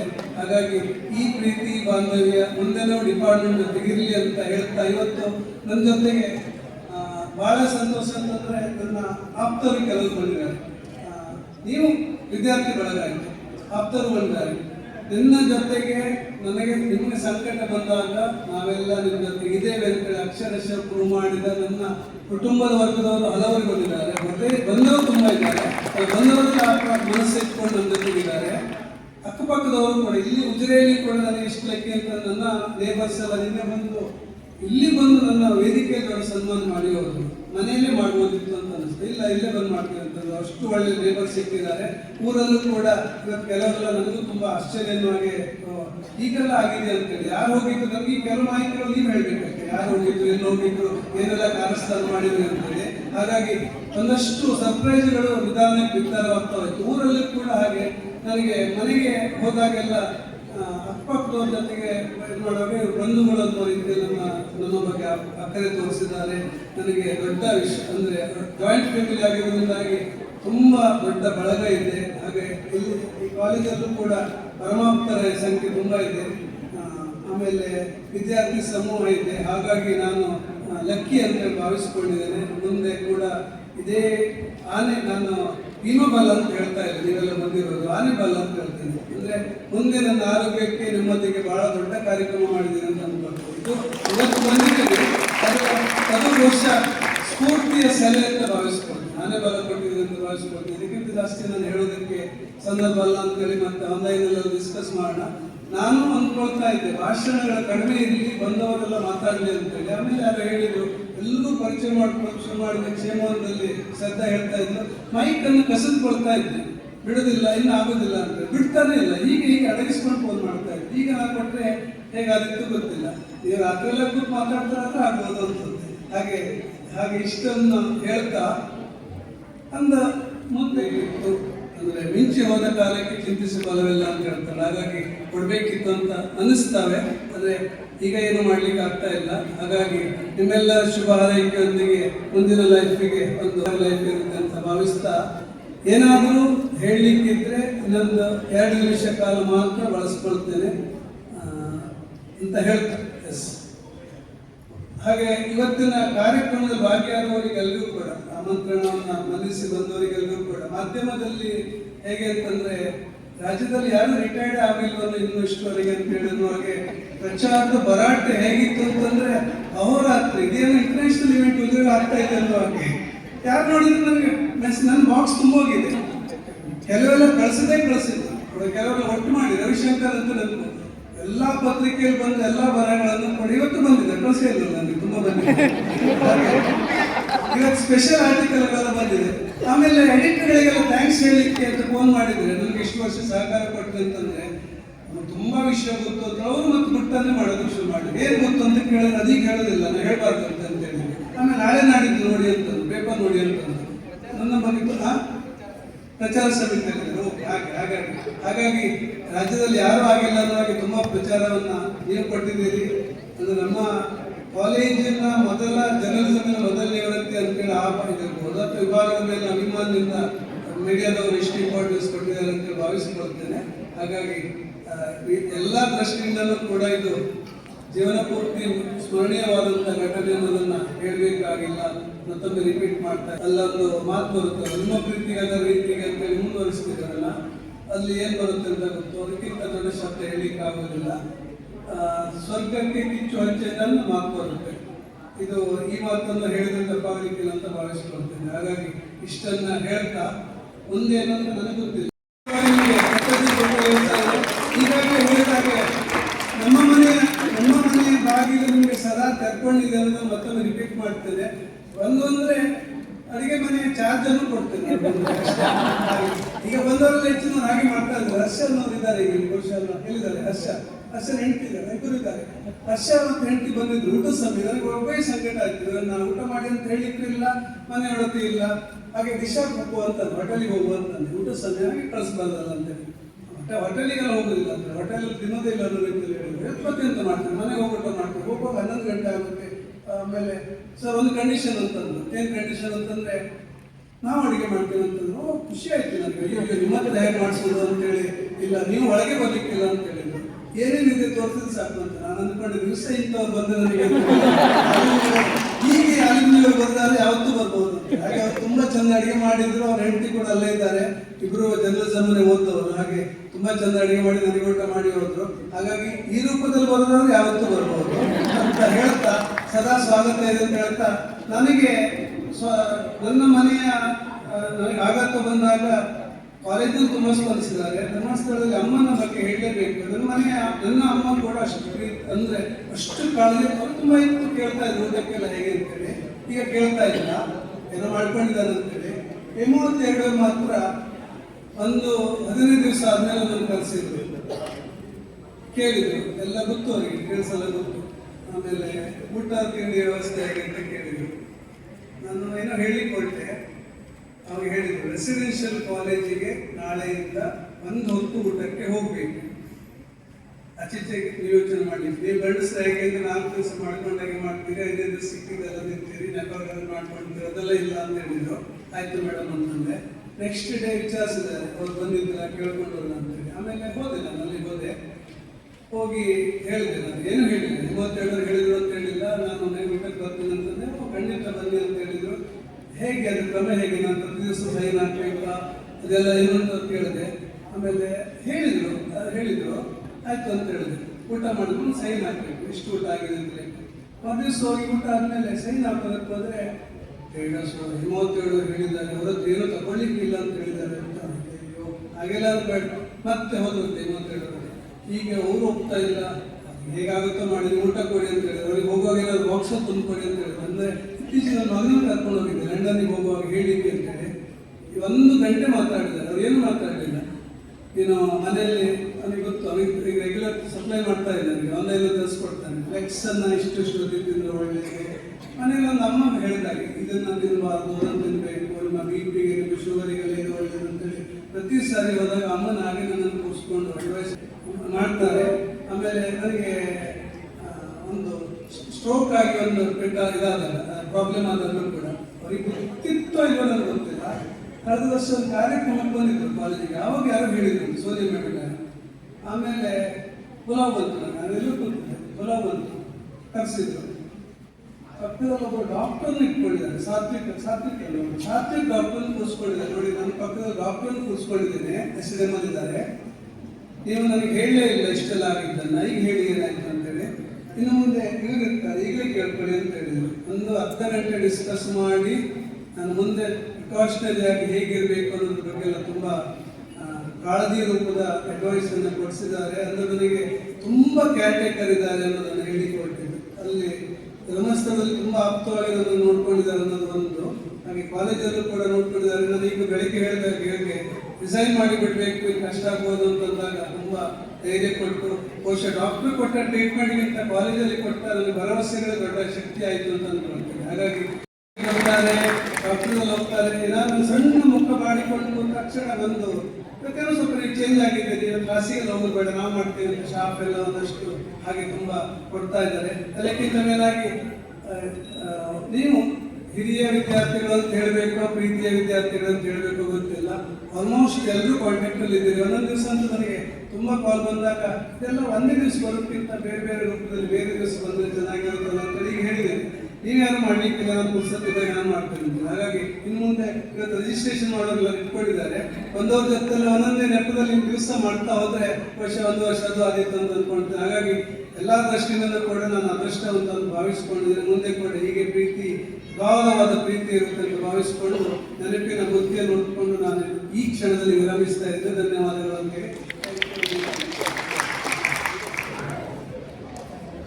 ನಾನು ಈಗಾಗಲೇ ಹೇಳ್ತಾ ಇದ್ದಾಗ ಇವತ್ತಿನ ಎಲ್ಲ ಕಾರ್ಯಕ್ರಮದ ನೀವೆಲ್ಲ ಬಂದಿದ್ದನ್ನ ಅದೆಲ್ಲ ಸೇರಿಸ್ಕೊಂಡು ಫೋಟೋ ತೆಗೆದು ಮಾಡಿರುವಂತ ಅಲ್ಲೇ ಆಗಿತ್ತಂತೆ, ತಡವಾಗಿಲ್ಲ ಅಂತ ಅವ್ರು ಹೇಳ್ತಾ ಇದ್ದಾರೆ. ಆ ಒಂದು ಸಂಚಿಕೆಯನ್ನು ಈಗ ತಗೊಂಡು ಬಂದಿದ್ದಾರೆ.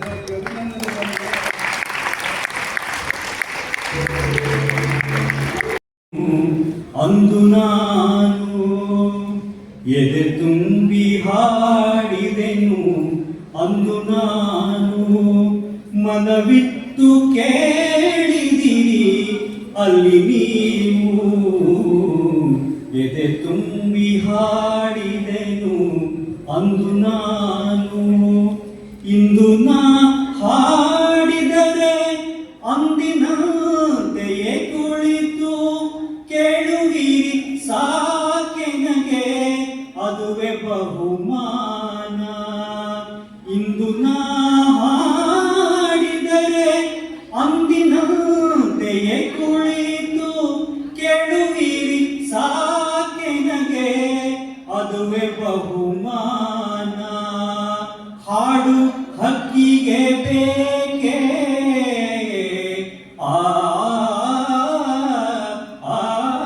ಹಾಡು ಹಕ್ಕಿಗೆ ಬೇಕೆ ಬಿರುದು ಸನ್ಮಾನ, ಎದೆ ತುಂಬಿ ಹಾಡಿದೆನು ಅಂದು ನಾನು. ಎಲ್ಲ ಕೇಳಲಿ ಎಂದು ನಾನು ಹಾಡುವುದಿಲ್ಲ, ಹಾಡುವುದು ಅನಿವಾರ್ಯ ಕರ್ಮ ನನಗೆ. ಎಲ್ಲ ಕೇಳಲಿ ಎಂದು ನಾನು ಹಾಡುವುದಿಲ್ಲ, ಹಾಡುವುದು ಅನಿವಾರ್ಯ ಕರ್ಮ ನನಗೆ. ಕೇಳುವವರಿಗರೆಂದು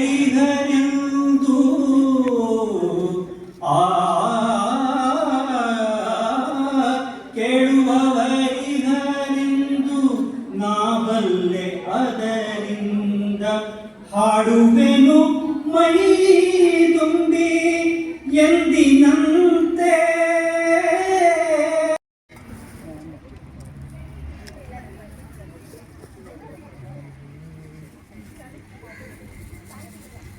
ಇನ್ನಿ ಹೆಂಗಾಗಿದೆ? ಸೂಪರಾ. ಇದು ಎಂಥದ್ದು? ಮಸಾಲೆ ಪುರಿ. ಇದು ಮಸಾಲೆ ಪುರಿ, ನಂದು ಪಾನಿಪುರಿ. ಇದು ಎಂಥದೆ? ಪಾನಿಪುರಿ. ಮಂಜೊಳಗೆ ಪಾನಿಪುರಿ ತಗೊಬರ್ರಿ ಹೋಗೆ. ಇದೆಂಥದೆ? ಮಸಾಲೆ ಪುರಿ. ಶಂಭು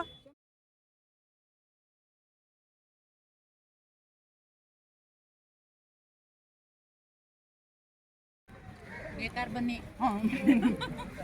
ಮಸಾಲೆ ಪುರಿ ಬೇಕಾದ್ರೆ ಬನ್ನಿ. ಬನ್ನಿ ಬನ್ನಿ ಬನ್ನಿ ಬನ್ನಿ ಬನ್ನಿ ಬನ್ನಿ ಬನ್ನಿ ಬನ್ನಿ ಬನ್ನಿ ಬನ್ನಿ. ಹೀಗೆ ಒಂದು ಚಂದದ ಕಾರ್ಯಕ್ರಮವನ್ನು ಕಣ್ತುಂಬಿಕೊಂಡ ಸಾರ್ಥಕ್ಯ ಭಾವ ನಮ್ಮಲ್ಲಿ ಮೂಡಿತ್ತು. ನಂತರ ರುಚಿಕರವಾದ ಚಾಟ್ಸ್ ತಿಂದ್ಕೊಂಡು ನಾವು ನಮ್ಮೂರಿಗೆ ಹೊರಟ್ವಿ.